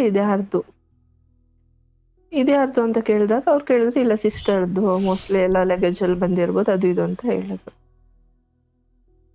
ಸರಿ ಅಂದ್ಬಿಟ್ಟು ನನ್ಗೆ ಡೌಟ್ ಬಂತು, ಏನೋ ಇಲ್ಲೇನೋ ನಡೆದಿದೆ ಅಂತ. ಸರಿ ಅಂದ್ಬಿಟ್ಟು ಅವ್ರ ಲ್ಯಾಪ್ಟಾಪ್ ಅಲ್ಲೆಲ್ಲ ನೋಡ್ದಾಗ ಗೊತ್ತಾಯ್ತು, ಅವ್ರ ಜೊತೆ ರೂಮ್ಮೇಟ್ ಅಂತ ಹೇಳ್ತಾ ಇದ್ದಿದ್ದು ಹುಡುಗ ಅಲ್ಲ ಹುಡುಗಿ ಅಂತ. ಆ ಹುಡುಗಿನೂ ವರ್ಕ್ ಹೋಗ್ತಾ ಇದ್ಲು. ಇದೆಲ್ಲ ಯಾವಾಗ ನಡೆದಿರೋದು, ನನ್ ಜೊತೆ ರಿಲೇಶನ್ಶಿಪ್ ಅಲ್ಲಿ ಇದ್ದಾಗ, ನನ್ ಜೊತೆ ಮದ್ವೆ ಮಾತುಕತೆ ನಡೆದಾಗ ಅವ್ರದ್ದು ಬೇರೆನೆ ನಡೀತಾ ಇತ್ತು ಅಲ್ಲಿ. ಸೊ ಅದಕ್ಕೆ ನಂಗೆ ಪ್ರೂಫ್ ಸಮೇತ ಸಿಕ್ತು. ಅದನ್ನ ನಾನು ಆ ಮೂಮೆಂಟ್ ಅಲ್ಲಿ ನನ್ಗೆ ಅಂದ್ರೆ ಮದುವೆ ಎಷ್ಟು ದಿನಕ್ಕೆ ಇದೆಲ್ಲ ಗೊತ್ತಾಗಿದ್ದು? ವಿತಿನ್ 1 month ಗೊತ್ತಾಯ್ತು. ಅಂದ್ರೆ ಇದ್ದಿದ್ದು ಹುಡುಗಿ ಅಲ್ಲ, ಅದಕ್ಕೆ ಹುಡುಗಿ ಇದ್ದಿದ್ದು, ಅದಕ್ಕೆ ಇವ್ರು ಎಷ್ಟೊಂದ್ಸಲ ಫೋನ್ ಮಾಡಕ್ ಯೋಚನೆ ಮಾಡ್ತಾ ಇದ್ರು, ಸುಳ್ಳು ಹೇಳ್ತಾ ಇದ್ರು, ಎಲ್ಲೋ ಇದೀನಿ ಅಂತ ಹೇಳೋದು, ಆ ತರ ಎಲ್ಲ ತುಂಬಾ ನಡೀತಾ ಇತ್ತು. ಸೊ ಇದೇ ರೀಸನ್ಗೆ ಅನ್ನೋದೊಂದು ಗೊತ್ತಾಯ್ತು. ಆಮೇಲೆ ಆ ಹುಡ್ಗಿಗ್ ಮದ್ವೆ ಆಗಿದೆ ಅಂತಾನೂ ಗೊತ್ತಾಯ್ತು, ಬೇರೆ ಕಡೆ ಮದ್ವೆ ಆಗಿದೆ ಅಂತಾನೂ ಗೊತ್ತಾಯ್ತು. ಆಯ್ತು, ಹಿಂಗಾಯ್ತು. 1 year ವರ್ಗೂನು ಅದೇ ಒಂಥರ ಡಿಪ್ರೆಷನ್ ತರ, ಎಂತ ಒಂದು ಡಿಸಿಷನ್ ತಗೊಂಡ್ಬಿಟ್ಟೆ ಲೈಫಲ್ಲಿ. ಇಷ್ಟೆಲ್ಲ ಕಷ್ಟಪಟ್ಟು ಓದಿ ಕೆಲಸ ಮಾಡ್ತಾ ಇರೋದು, ಇಂಥ ಚಾಯ್ಸ್ ಇಂಥ ಲೈಫ್ ಬಾಳಕ, ಅದೆಲ್ಲ ಒಂಥರ ಸ್ಟಾರ್ಟ್ ಆಗಿ ಡಿಪ್ರೆಷನ್ ತರ ಆಲ್ರೆಡಿ ಸ್ಟಾರ್ಟ್ ಆಗಿತ್ತು. ಸೊ ಹಂಗೆ ಅವ್ರ ಮೇಲೆ ಇಷ್ಟೆಲ್ಲ ಒಂದು ನಂಬಿಕೆ ಕಳ್ಕೊಂಡ್ಮೇಲೆ ಅವ್ರ ಮೇಲೆ ಒಂದು ಡೌಟ್ ಇರತ್ತೆ. ನಾನು ಅವಾಗ ಫೋನ್ ನೋಡೋದೆಲ್ಲ ಮಾಡ್ತಾ ಇದ್ದೆ. ಆ ಫೋನ್ ನೋಡಿದಾಗ ಎಷ್ಟೊಂದು ಹುಡುಗಿರ ಹತ್ರ ಮಾತಾಡೋದು, ಮೆಸೇಜ್ ಮಾಡೋದು, ನಾಟ್ ಏನೇ ಅಂದ್ರೆ ಒಂಥರ ದರ್ಟಿ, ಕಂಪ್ಲೀಟ್ ಆಗಿ ದರ್ಟಿ ಅಂತಾನೂ ಅಲ್ಲ, ಒಂಥರ ಫ್ಲರ್ಟಿಂಗ್ ತರ ಮಾತಾಡೋದು ಎಲ್ಲ ಅಬ್ಸರ್ವ್ ಮಾಡ್ದೆ. ಆದ್ರೂ ನಾನೇನು ಹೇಳ್ತಿರ್ಲಿಲ್ಲ, ಬಿಕಾಸ್ ನನ್ಗೇನ್ ಕಮ್ಮಿ ಮಾಡ್ತಿರ್ಲಿಲ್ಲ. ನಾನು ಅದ್ ನೋಡಿಲ್ಲ ಅಂದ್ರೆ ಇವ್ರು ಈ ತರ ಒಂದ್ ವ್ಯಕ್ತಿ ಅಂತ ಗೊತ್ತೇ ಆಗ್ಬಾರ್ದು ಅನ್ನೋ ತರ ಇದ್ದಿರೋ ವ್ಯಕ್ತಿ ಅವರು. ಯಾವತ್ತೂ ಏನೋ ಬೇಕು ಅಂದ್ರೆ ಏನು ಕಮ್ಮಿ ಮಾಡ್ತಿರ್ಲಿಲ್ಲ, ಏನು ಕೇಳೋಕ್ಕೂ ಮುಂಚೆ ಕೊಡ್ಸೋದು, ಆ ತರ ಮಾಡ್ತಾ ಇದ್ರು. ಸೊ ನನಗ್ ನಾನು ಅದಕ್ಕೆ ಅದೊಂದೆರಡು ಸಲ ಡಿಸ್ಕಷನ್ ಆಯ್ತು, ನಾನು ಬಿಟ್ಬಿಟ್ಟೆ. ಅದನ್ನ ಬಿಟ್ಟು ಮೂವ್ ಆನ್ ಆಗಿ ಸರಿ ಇನ್ ಲೈಫ್ ಸ್ಟಾರ್ಟ್ ಮಾಡಿದ್ದೀನಿ. ಬಿಕಾಸ್ ನಾನು ಹೊರಗಡೆ ಹೋದ್ರುನು ನನ್ಗಿವಾಗ ನಾನು ಅದೇ ಪರಿಸ್ಥಿತಿಲಿ ಇರ್ತೀನಿ, ಆಮೇಲೆ ನನ್ನ ಯಾರು ಟೇಕ್ ಕೇರ್ ಮಾಡೋರು ಇರ್ಲಿಲ್ಲ, ಫ್ಯಾಮಿಲಿ ಆಗ್ಲಿ ಅನ್ಬಿಟ್ಟು. ಸೊ 1 year ಹಿಂಗೆ ಆಯ್ತು. 1 year ಆದ್ಮೇಲೆ ಆಮೇಲೆ ಮತ್ತೆ ಅವ್ರ ಆಫೀಸ್ ಒಬ್ಳು ಹುಡುಗಿ ಜೊತೆ ಅಫೇರ್ ಸ್ಟಾರ್ಟ್ ಆಯ್ತು. ಅವ್ರ ಆಫೀಸ್ ಹುಡುಗಿ ಜೊತೆ ಅಫೇರ್ ಸ್ಟಾರ್ಟ್ ಆಯ್ತು. ನನಗ್ ಗೊತ್ತಾಯ್ತದು, ಮೆಸೇಜ್ ಮಾಡೋದೆಲ್ಲ ನೋಡಿದೆ, ಅವಳಿಗೂ ಹೇಳ್ದೆ ಇವ್ರಿಗೂ ಹೇಳ್ದೆ. ಸರಿ ಬಿಡ್ತೀನಿ ಅಂತ ಇವ್ರು ಬಿಟ್ರು ಅಂತ ನಾನ್ ಅನ್ಕೊಂಡಿದ್ದೆ. ಅದಾಗಿ ಒಂದು 2 months ಆದ್ಮೇಲೆ ತುಂಬಾ ಅಂದ್ರೆ ನಮ್ಮಮ್ಮಗೆ ತುಂಬಾ ಎಮರ್ಜೆನ್ಸಿ ಆಯ್ತು. ಎಮರ್ಜೆನ್ಸಿ ಆಯ್ತು ಅಂದ್ರೆ ಇಟ್ಸ್ ಲೈಕ್ ಲಾಸ್ಟ್ ಮೂಮೆಂಟ್ ತರ. ಲಾಸ್ಟ್ 1 or 2 months ಅವ್ರಿರೋ ಸಿಚುವೇಶನ್ ಅಲ್ಲಿ ನಾನು ಹೋಗಿ ಅವ್ರ ಜೊತೆನೆ ಇದ್ದೆ ಊರಲ್ಲಿ. ಬಿಕಾಸ್ ನಾನೊಬ್ಳೆ ನೋಡ್ಕೋಬೇಕಾಗಿತ್ತು, ಯಾರು ಇರ್ಲಿಲ್ಲ. ಆ ಟೈಮಲ್ಲಿ 1 month ಏನೋ ನಾನು ಊರಲ್ಲಿದ್ದೆ. ಅವಾಗ ಇವ್ರದ್ದು ಫುಲ್ಲು ಅಫೇರು. ಅಂದ್ರೆ ತಾಯಿ ವಿಚಾರವಾಗಿ ಅಷ್ಟು ತಲೆ ಕೆಡಿಸ್ಕೊಳ್ತಿರ್ಲಿಲ್ವ ಇವರು? ಅವ್ರು ತಲೆ ಕೆಡ್ಸ್ಕೊಂತಿದ್ರು ಅಂದ್ರೆ ರೆಸ್ಪಾನ್ಸಿಬಿಲಿಟಿ. ನಾನೇನಾದ್ರು ಹೇಳಿದ್ರೆ ಮಾಡ್ಕೊಡೋದು, ಅಥವಾ ನಾನೇನೋ ಮೆಡಿಸಿನ್ ಬೇಕು ಅಂದ್ರೆ ಕಳಿಸ್ಕೊಡೋದು, ಅಥವಾ ಆ ತರ ಎಲ್ಲ ಸಪೋರ್ಟ್ ಇತ್ತು, ಆ ತರ ಎಲ್ಲ ರೆಸ್ಪಾನ್ಸಿಬಲ್. ಅವತ್ತಿಂದ ಇವತ್ತಿನವರೆಗೂ ಆ ರೆಸ್ಪಾನ್ಸಿಬಿಲಿಟೀಸ್ ಇದೆ. ಬಟ್ ಈ ಬಿಹೇವಿಯರ್ ಮಾತ್ರ ಯಾರಿಗೂ ತೋರಿಸ್ದೇ ಇರೋ ಬಿಹೇವಿಯರ್ ಇದು. ಸೊ ನಾನು 1 year ಆ ಕಡೆ ಹೋದೆ, ಈ ಕಡೆ ಇವರು ಯಾವ್ದಾವ್ದೋ ಹೋಟೆಲ್ ಅಲ್ಲಿ. ನಾನು ಒಂದಿನ ಊರಿಗೆ ಬಂದಾಗ ನೋಡ್ದೆ ಫೋನಲ್ಲಿ ಯಾವ್ದಾವ್ದೋ ಹೋಟೆಲ್ ಬುಕ್ ಮಾಡಿರೋದು, ಅಥವಾ ಮನೆಗೆ ಕರ್ಕೊಂಬರೋದು ಆ ಹುಡ್ಗಿನ, ಅದೆಲ್ಲ ಇತ್ತು. ಅದೆಲ್ಲ ಪ್ರೂಫ್ ಸಮೇತ ಇತ್ತು, ಅವತ್ತು ಇತ್ತು, ಇವಾಗ್ಲೂ ಇದೆ. ಸೊ ನನ್ಗೆ ಅವ್ರು ಡೆತ್ ಆಗೋಕು, ಈ ವಿಷಯ ಗೊತ್ತಾಗೋಕು ಸರಿ ಹೋಯ್ತು. ಅಂದ್ರೆ ತಾಯಿ ತೀರ್ಕೊಂಡ್ರ? ತೀರ್ಕೊಂಡ್ರು. ತಾಯಿ ತೀರ್ಕೊಂಡ್ರು. ಸೊ ಅದಕ್ಕೂ ಮುಂಚೆ ನಿನ್ನ ಬದುಕು ಯಾಕೋ ಇಷ್ಟೊಂದು ಬಹಳ ಗೊಂದಲದಲ್ಲಿ ಸಿಗಾಕೊಂಡಿದೇನೋ, ತಾಯಿಗೆ ಸಾವಿನ ಮುಂಚೆ ಅರಿವಿತ್ತ? ಇಲ್ಲ ಇರ್ಲಿಲ್ಲ. ನಾನೇನೋ ತೋರ್ಸ್ಕೊಂಡಿರ್ಲಿಲ್ಲ. ಅವರಿಗೆ ಅವ್ರಂದ್ರೆ ತುಂಬಾ ಇಷ್ಟ ಇತ್ತು. ಅಂಡ್ ಅಷ್ಟೇ ರೆಸ್ಪೆಕ್ಟ್ಫುಲ್ ಆಗಿ ಅವರು ಮಾತಾಡ್ತಾ ಇದ್ರು, ಇವರು ಮಾತಾಡ್ತಾ ಇದ್ರು. ಅಲ್ಲಿ ತೋರ್ಸ್ಕೊಳ್ಳೋ ತರಾನೇ ಇರ್ಲಿಲ್ಲ. ಅಂಡ್ ನನ್ಗೆ ಗೊತ್ತಿತ್ತು ನಾನೇನೋ ಹೇಳಿದ್ರು ಅಲ್ಲಿ ಅಮ್ಮ ಕೊರಗ್ತಾರೆ ಬಿಟ್ರೆ ಅವ್ರಿಗೇನು ಸೊಲ್ಯೂಷನ್ ಕೊಡಕ್ ಆಗ್ತಿರ್ಲಿಲ್ಲ. ಬಿಕಾಸ್ ಅವ್ರ ಹೆಲ್ತಿಗೆ ಅವರು ಆದಷ್ಟು ಸಮಾಧಾನ ಆಗಿರ್ಬೇಕಾಗಿತ್ತು, ಅವ್ರಿಗೇನು ಮಾಡಕ್ಕೂ ಆಗ್ತಿರ್ಲಿಲ್ಲ. ಸೊ ನನ್ಗೆ ಆ ಕಡೆ ಯಾರು ಇಲ್ಲ ಅನ್ನೋದೊಂದಿತ್ತು, ಈ ಕಡೆ ಇರೋರೊಬ್ರು ಈ ತರ ಮಾಡಿದ್ರು ಅನ್ನೋದೊಂದಿತ್ತು. ಅಲ್ಲಿಂದ ಬಂದಿದ್ರು ಅವರು, ಇದೆಲ್ಲ ಆಗ್ಬೇಕಾದ್ರು ಊರಲ್ಲಿದ್ರು, ಇದಿದ್ರು, ಕಾರ್ಯಗಳೆಲ್ಲ ಆಗ್ಬೇಕಾದ್ರೆ ಇದ್ರು ಹೆಂಗೆ ರೆಸ್ಪಾನ್ಸಿಬಲ್ ಆಗಿ ಮಾಡ್ಬೇಕು ಅದೆಲ್ಲ ಮಾಡಿದ್ರು. ಸೊ ಅಲ್ಲೇನು ಮಾತಾಡಿಲ್ಲ. ಇಲ್ಲಿಗೆ ವಾಪಸ್ ಬಂದೆ. ನಾನು ಆಲ್ರೆಡಿ ನನ್ನ ಮೆಂಟಲ್ ಹೆಲ್ತ್ ಆಲ್ರೆಡಿ ಎಲ್ಲ ಹಾಳಾಗಿತ್ತು. ವಿತಿನ್ ಇಷ್ಟೆಲ್ಲ ಆಗಿ ಒಂದ್ ಮಂತು ಆಗಿಲ್ಲ ಹಿಂಗೆಲ್ಲ ಗೊತ್ತಾದ್ಮೇಲೆ. ಅಂದ್ರೆ ಸರಿ ಹೋಗ್ತೀನಿ, ನಾನು ಯಾವತ್ತೂ ನಾನು ನಿನ್ನ ಮದ್ವೆ ಆಗ್ತೀನಿ ಅಂತ ಯಾವತ್ತೂ ಒಂದಿನೂ ಹೇಳಿಲ್ಲ. ಸಾಯ್ತೀನಿ, ಸೂಸೈಡ್ ಮಾಡ್ಕೊಂತೀನಿ, ಅದ್ ಮಾಡ್ತೀನಿ ಇದ್ ಮಾಡ್ತೀನಿ ಅಂತಾನೆ ಅಲ್ಲಿಂದ ಹೇಳ್ಕೊಂಬಂದ್ ಮದ್ವೆ ಮಾಡ್ಕೊಂಡು ಒಂದು ನಂಬಿಕೆ ಉಳಿಸ್ಕೊಳ್ಳೋ ಯೋಗ್ಯತೆ ಇಲ್ಲ ಅನ್ನೋದು ತುಂಬಾ ಇತ್ತು. ಆಮೇಲೆ ಇದು ತೀರ್ಕೊಂಡು ಇರೋರು ಒಬ್ರು ಅಂತ ಇದ್ರು, ಅವರು ಇಲ್ಲ, ಏನೂ ಇಲ್ಲ ಅನ್ನೋದೊಂದಾಯ್ತು. ಆ ಟೈಮಲ್ಲಿ ಇದ್ರಲ್ಲಿ ನಾನು ಜಾಬ್ ಸರ್ಚ್ ಮಾಡಕ್ಕೂ ಆಗ್ತಿರ್ಲಿಲ್ಲ. ಬಿಕಾಸ್ ನನ್ನ ಮೆಂಟಲ್ ಹೆಲ್ತ್ ತುಂಬಾ ಹಾಳಾಗಿತ್ತು. ಜಾಬ್ ಸರ್ಚ್ ಮಾಡಕ್ಕೆ ಸ್ವಲ್ಪ ಬ್ರೇಕ್ ತಗೊಂಡೆ.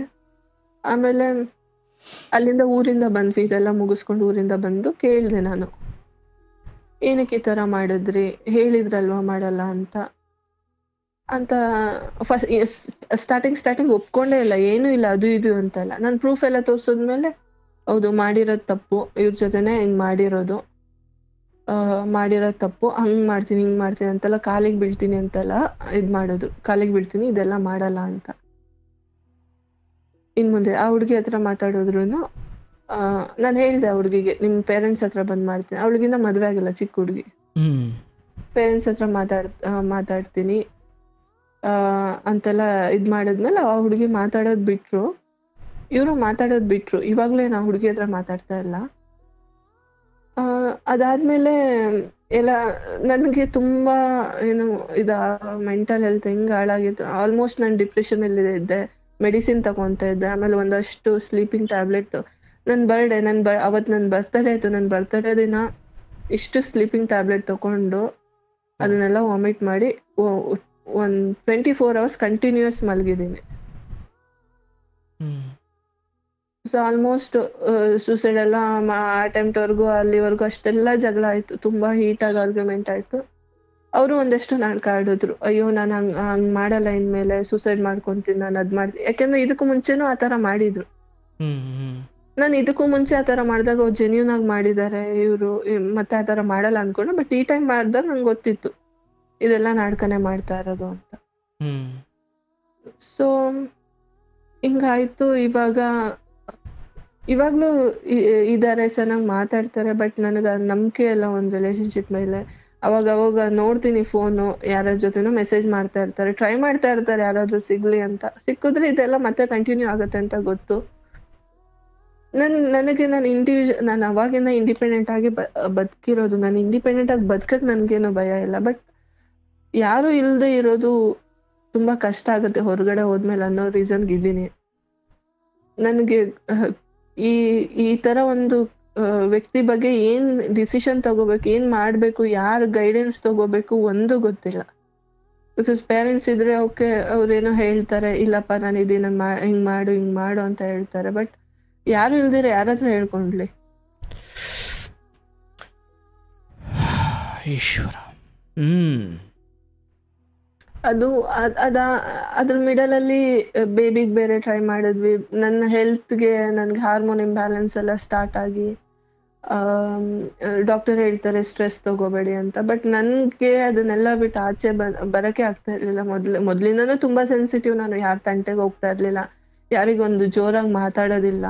ಆ ತರನೇ ನಾನಾಯ್ತು, ನನ್ ಕೆಲ್ಸ ಆಯ್ತು ಅಂತ ಮಾಡ್ಕೊಂಡು ಬಂದಿರೋದು. ನನ್ಗೆ ಪ್ರತಿ ಸಲ ಯಾಕೆ ಇಷ್ಟೊಂದು ಹರ್ಟ್ ಆಗುತ್ತೆ, ಯಾಕೆ ಇಷ್ಟೊಂದು ಎಡುತ್ತೀನಿ ಅನ್ನೋದಕ್ಕೆ ನಂಗೆ ಗೊತ್ತೇ ಇಲ್ಲ. ನಂಗೆ ಏನ್ ಮಾಡ್ಬೇಕು ಅಂತಾನೆ ಗೊತ್ತಿಲ್ಲ. ಸೊ ನಿಮ್ಮ ಹತ್ರ ಕೇಳೋಣ ಅಂತ ನಾನು ಮೊದಲಿಂದನೂ ಟ್ರೈ ಮಾಡ್ತಾ ಇದ್ದೆ, ಬಟ್ ಇವತ್ತು ಲಕ್ಕಿಲಿ ನನಗೆ ಕಾಲ್ ಸಿಕ್ತು. ಆಗ್ಲಿ. ಬಟ್ ಈಗಲೂ ಜೊತೆಗೆ ಇರೋದು ಹೌದಾ? ಹೌದು, ಈಗಲೂ ಜೊತೆಗೆ ಇರೋದು ಹೌದು.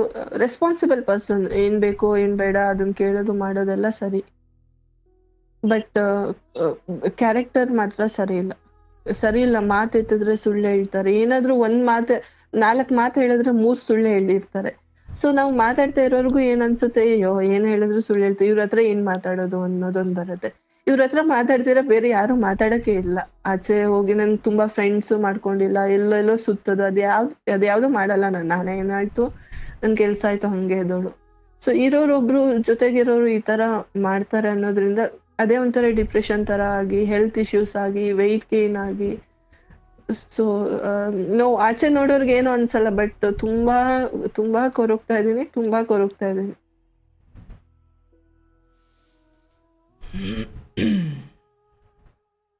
ಬದುಕಿನ ಈ ಹೋರಾಟದಲ್ಲಿ ಯಾವತ್ತಾದ್ರೂ ಬದುಕನ್ನು ಮುಗಿಸ್ಕೊಳ್ಳಬೇಕು ಅನ್ನೋ ಯೋಚನೆ ಬಂದಿದ್ದು ಹೌದಾ? ಹೌದು ಸರ್, ಅದೇ ನನ್ನ ಬರ್ಡೇ ದಿನಾನೇ ನಾನು ಸೂಸೈಡ್ ಅಟೆಂಪ್ಟ್ ಮಾಡಿದ್ದೆ.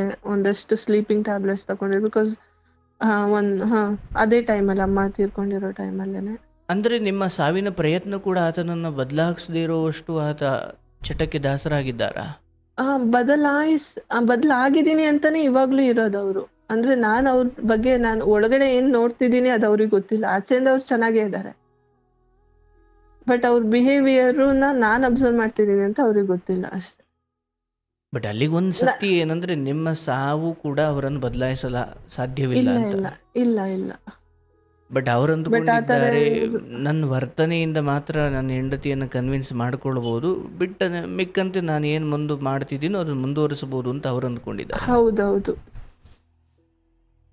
ಅಂದ್ರೆ ನಿಮಗೆ ಹಿಂದೆ ಮುಂದೆ ಯಾರೂ ಇಲ್ಲ ಸ್ವಲ್ಪ ಅನ್ನೋದೇ ಆತನ ಬಹಳ ದೊಡ್ಡ ಗ್ರಾಂಟೆಡ್ ಆಗಿ ತಗೊಳ್ಳಿಕ್ಕೆ ಏನಾದ್ರು ಕಾರಣ ಆಗಿದೆಯಾ, ಅಥವಾ ಆ ಮನಸ್ಥಿತಿ ತೋರ್ತಾರ ಅವರು? ಆ ಥರ ಬಿಹೇವಿಯರ್ ಏನು ನನಗಿಲ್ಲ ಅನ್ನೋದೇನಿಲ್ಲ, ಬಟ್ ಅವರೇ ಇಲ್ಲ, ಅದು ಆ ಥರ ಏನಿಲ್ಲ. ಬಟ್ ಇದಕ್ಕಿಂತ ಮುಂಚೆ ಅವ್ರು ಯಾರನ್ನ ಬಿಟ್ಟಿದ್ದಾರೆ, ಒಂದು 3-4 ಜನ ಗರ್ಲ್ ಫ್ರೆಂಡ್ಸ್, ಒಂದು ವೈಫ್ ಎಲ್ಲಾನು ಬಿಟ್ಟಿದ್ದಾರೆ. ಸೊ ಇವಾಗ ರಿಯಲೈಸ್ ಆಗ್ತಿದೆ, ಬಟ್ ಅವ್ರು ಈ ಕ್ಯಾರೆಕ್ಟರ್ ಇಂದಾನೇ ಎಲ್ಲ ಬಿಟ್ಟಿದ್ದಾರೆ ಅಂತ. ಎಲ್ಲ ಮುಂದುವರೆದಿದ್ರೆ ನಿನ್ನ ಬದುಕು ಏನಾಗ್ತಿತ್ತು? ಈಗ ಏನಾಗ್ಲಿಕ್ಕೆ ಅಲ್ಲೇನು ಉಳಿದಿಲ್ಲ. ಅಂಡ್ ಹಾಗೆ ನೋಡಿದ್ರೆ ಎಷ್ಟು ಜನ ಹೆಣ್ಮಕ್ಳಾಯ್ತವ ಇಲ್ಲಿ. ಅಂದ್ರೆ ಸಮಸ್ಯೆ ಇಂತಹ ಹುಡುಗರದ್ದು ಮಾತ್ರ ಅಲ್ಲ, ಅಂಥವರಿಗೆ ಸೆರಗಾಸೋ ಹೆಣ್ಣು ಮಕ್ಕಳದ್ದು ಸಮಸ್ಯೆನೇ ಅಲ್ವಾ? ಹೌದು. ಅಂದ್ರೆ ಇವರು ಸ್ವಲ್ಪ ಅಂದ್ರೆ ತುಂಬಾ ಹ್ಯಾಂಡ್ಸಮ್ ಮತ್ತೆ ಚಾರ್ಮಿಂಗ್, ಎಂತವ್ರನ್ನಾದ್ರೂ ನಾನು ಪಡ್ಕೊಂತೀನಿ ಆ ತರ ಒಂದು ಕ್ಯಾರೆಕ್ಟರ್ ಇದೆ. ಅರ್ಥಾತ್ ಇಲ್ಲಿ ಹ್ಯಾಂಡ್ಸಮ್ ಅಥವಾ ಹೊರಗಿನ ರೂಪ, ಬಣ್ಣ ಅಥವಾ ದೇಹದ ಆಕಾರ ಅಥವಾ ಪರ್ಸ್ನಾಲಿಟಿ ನೋಡಿ ಹೆಣ್ಣು ಮಕ್ಕಳು ತಮ್ಮ ಕ್ಯಾರೆಕ್ಟರನ್ನು ಮರೆಯೋದಾದರೆ ಮತ್ತು ಹೆಣ್ಣು ಸಂತತಿಯ ನಾಶ ಅದು.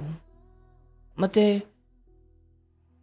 ಹೀಗೆ ಇಂತಹ ವ್ಯಕ್ತಿತ್ವಗಳ ಆಕರ್ಷಣೆಗೆ ಸಿಕ್ಕಿ ಎಷ್ಟು ಜನ ತಂದೆ ತಾಯಿಯಂದಿರು ತಮ್ಮ ಮಕ್ಕಳ ಸಂಸ್ಕಾರವನ್ನು ಸ್ವಯಂ ತಮ್ಮ ಮಕ್ಕಳು ಹಾಳಾಗ್ತಿರೋದನ್ನು ತಂದೆ ತಾಯಿಗಳು ನೋಡಿ ಕಣ್ಣೀರು ಹಾಕಿದ್ದಾರಲ್ಲ, ಅದೆಲ್ಲದರ ಪಾಪ ಇವ್ರ ಮೇಲೇ ಇದೆ. ಆಯ್ತವಾ, ಆ ಹೆಣ್ಮಕ್ಳು ತಂದೆ ತಾಯಿ ಅತ್ತಿಲ್ಲದೆ ಇರ್ಬೋದು, ಆದರೆ ಯಾವುದೋ ಒಂದು ಹೆಣ್ಮಗಳು ಬಂದು ಸ್ವಇಚ್ಛೆಯಿಂದ ಬಂದ್ಲೋ ಅಥವಾ ಇವರ ಒತ್ತಾಯಕ್ಕೆ ಬಂದ್ಲೋ ಏನು ಬಂದ್ಲೋ, ಈತನದ್ದೆಷ್ಟು ತಪ್ಪೋ ಅವರದ್ದು ಅಷ್ಟೇ ತಪ್ಪಲ್ಲ. ಹೌದು. ಆದರೆ ಈಗ ನಾವು ಹೊರಗಿನವ್ರ ಬಗ್ಗೆ ಮಾತಾಡ್ಲಿಕ್ಕೆ ಸಾಧ್ಯ ಇಲ್ಲ. ಯಾಕಂದರೆ ಅಂಥದ್ದೊಂದು ಕೆಟ್ಟ ವ್ಯಕ್ತಿತ್ವವನ್ನು, ಕ್ಯಾರೆಕ್ಟರನ್ನು ಹಾಳು ಮಾಡಿಕೊಂಡು ಹೀಗೆ ಸಂಸಾರಗಳನ್ನು ಹಾಳು ಮಾಡುವ ಅಂಥ ಮಾನವನ್ನು ಕಳೆದುಕೊಂಡು ಬದುಕುವ ಹೆಣ್ಣು ಮಕ್ಕಳ ಸಂತತಿ ಇವತ್ತಿಗೂ ಇದೆ, ಯಾವತ್ತೂ ಇತ್ತು, ಮುಂದೆನೂ ಇರುತ್ತೆ. ಆದರೆ ನಾನು ಈಗ ನನ್ನ ಬದುಕಲ್ಲಿ ಸಾಯುವುದನ್ನು ಬಿಟ್ಟು ಈಗ ನನ್ನ ಆಲೋಚನೆಯ ಕ್ರಮ ಹೇಗಿರಬೇಕು, ಈಗ ಮದುವೆ ಆದ 1 ತಿಂಗಳಿಗೆ ಈತನಿಗೊಂದು ಬೇರೆ ಮದುವೆ ಆಗಿತ್ತು, ಡೈವರ್ಸ್ ಆಗಿತ್ತು, ಹೋಗಲಿ ಅದನ್ನು ಕ್ಷಮಿಸಿ ಮದುವೆ ಆದ ಮೇಲೆ ಈತನಿಗೆ ಮತ್ತೆ ಯಾವುದೋ ಒಂದು ಅಫೇರ್ ಇತ್ತು, ಮತ್ತು ಯಾವುದೋ ಒಂದು ಹುಡುಗಿ, ಅದನ್ನು ಬಿಡಿಸಿ ಅವಳನ್ನು ಬಿಡಿಸಿ ಇವ್ರಿಗೆ ಬುದ್ಧಿ ಹೇಳಿ, ಅವಳಿಗೆ ಬಿಡಿಸಿ ಇವ್ರಿಗೆ ಬುದ್ಧಿ ಹೇಳಿ, ಅಂದರೆ ನಿನ್ನ ಇಡೀ ಜೀವನ ಪೂರ್ತಿ ಇವ್ರನ್ನ ಬಿಡಿಸಿ ಬುದ್ಧಿ ಹೇಳೋದ್ರಲ್ಲೇ ಕಳೆಯೋಕ್ಕಲ್ಲ ನೀನು ಮದುವೆ ಆಗಿರೋದು. ಹೌದು ಸರ್. ಅಂದರೆ ಈಗ ಈ ಡಿಪ್ರೆಷನ್ ಅಥವಾ ಮಾತ್ರೆ ನುಂಗಿ ಅಥವಾ ನೀನೇನೋ ಮಾಡಿಕೊಂಡು ನಿನ್ನ ಪ್ರಾಣವನ್ನು ಕಳ್ಕೊಂಡ್ರೆ, ಖಂಡಿತ ಹೇಳ್ತೀನಿ, ಯಾವ ಜಗತ್ತು ಕೂಡ ನಿನಗೋಸ್ಕರ ಇಡೀ ವರ್ಷಗಟ್ಟಲೆ ಅಳೋದಿಲ್ಲ. ಎಂಥ ಮಹಾತ್ಮರು ಸತ್ತೋದ್ರು 3-4 ದಿನ 6 ದಿನ ಶ್ರದ್ಧಾಂಜಲಿ ಅರ್ಪಿಸಿ ಮೌನಾಚರಣೆ ಮಾಡಿ ಸುಮ್ಮನಾಗ್ತಾರವ? ಅದು ಕ್ರೂರ ಜಗತ್ತು. ತುಂಬ ಸಾರಿ ಅಂದ್ಕೊಂಡ್ಬಿಡ್ತೀವಿ ನಾವು, ನಾವೇನೋ ಮಾಡ್ಕೊಂಬಿಟ್ರೆ ಹಂಗಾದ್ರೂ ನಮಗೆ ನ್ಯಾಯ ಸಿಗುತ್ತೆ. ಇಲ್ಲ, ಇದು ನಮ್ಮ ಬದುಕು, ನಾವು ಹೋರಾಡಬೇಕು. ಯಾರೋ ಒಬ್ಬರು ನಮ್ಗೆ ಆಗ ಬರ್ತಾ ಇಲ್ಲ, ಅಥವಾ ಯಾರೋ ಒಬ್ಬರು, ಅದು ಹುಟ್ಟಿಸಿದ ಮಗನಿಂದ ಹಿಡಿದು ಕಟ್ಕೊಂಡು ಗಂಡಿನಿಂದ ಹಿಡಿದು ಹೆತ್ತ ತಂದೆ ತಾಯಿಯಿಂದ ಹಿಡಿದು ಮಧ್ಯದಲ್ಲಿ ಸಿಕ್ಕ ಸ್ನೇಹಿತನಿಂದ ಹಿಡಿದು ಜೀವನ ಸಂಗಾತಿ ಯಾರೇ ಇರ್ಬೋದು, ಯಾಕೋ ನಮ್ಗದು ಆಗ ಬರ್ತಾ ಇಲ್ಲ. ಅವ್ರ ಯೋಚನೆಗೂ ಅವ್ರ ವರ್ತನೆಗೂ ಅವ್ರ ಸಂಸ್ಕಾರಕ್ಕೂ ನಿಮ್ಮ ಯೋಚನೆಗೂ ನಿಮ್ಮ ವರ್ತನೆಗೂ ನಿಮ್ಮ ಸಂಸ್ಕಾರಕ್ಕೂ ಅಜಗಜಾಂತರ ವ್ಯತ್ಯಾಸ ಇದೆ ಎಂದಾಗ ಅಲ್ಲಿ ಬರೀ ಸಂಘರ್ಷ, ಅಲ್ಲಿ ಬರೀ ಯುದ್ಧ ಭೂಮಿ. ಕುರುಕ್ಷೇತ್ರಕ್ಕಿಂತ ಬೇರೇನೂ ಅಲ್ಲ ನಿನ್ನ ಮನೆ. ಹೌದಲ್ಲವಾ? ಇಲ್ಲಿ ತಾಯಿಯನ್ನ ಉಳಿಸಿಕೊಳ್ಳುವ ಪ್ರಯತ್ನ ಮಾಡಿ, ಒಂದು ಸಿಂಗಲ್ ಪೇರೆಂಟ್ ಆಗಿ ನೀನು ನಿನ್ನ ತಾಯಿಯನ್ನು ಉಳಿಸಿಕೊಳ್ಳುವ ಪ್ರಾಮಾಣಿಕ ಪ್ರಯತ್ನವನ್ನೆಲ್ಲ ಮಾಡಿ, ಅದಾಗಿಯೂ ಭಗವಂತ ನಿನ್ನ ತಾಯಿಯನ್ನು ಯಾಕೋ ನಿನ್ನಿಂದ ಬೇರ್ಪಡಿಸ್ದ. ನಿನ್ನ ತಾಯಿ ಬಹುಶಃ ಸಂತೋಷವಾಗಿ ಪ್ರಾಣ ಬಿಟ್ಟಿರ್ತಾರೆ, ಕಾರಣ ತನ್ನ ಮಗಳನ್ನು ಒಂದು ದಾರಿ ಸೇರಿಸಿದೆ ಅಂತ. ಹೌದೌದು. ಆದರೆ ವಾಸ್ತವವಾಗಿ ಮಗಳು ಕೂಡ ಸ್ವಯಂ ಆ ತಾಯಿಯ ಸಾವಿಗಿಂತ ನಿನ್ನ ಬದುಕಿರುವ ನಿನ್ನ ಸಾವು ಬೇರೇನೂ ಅಲ್ಲ, ವ್ಯತ್ಯಾಸ ಏನೂ ಇಲ್ಲ. ಅವರಿಲ್ಲ, ನೀವಿದ್ದಾರೆ ಅಷ್ಟೇ.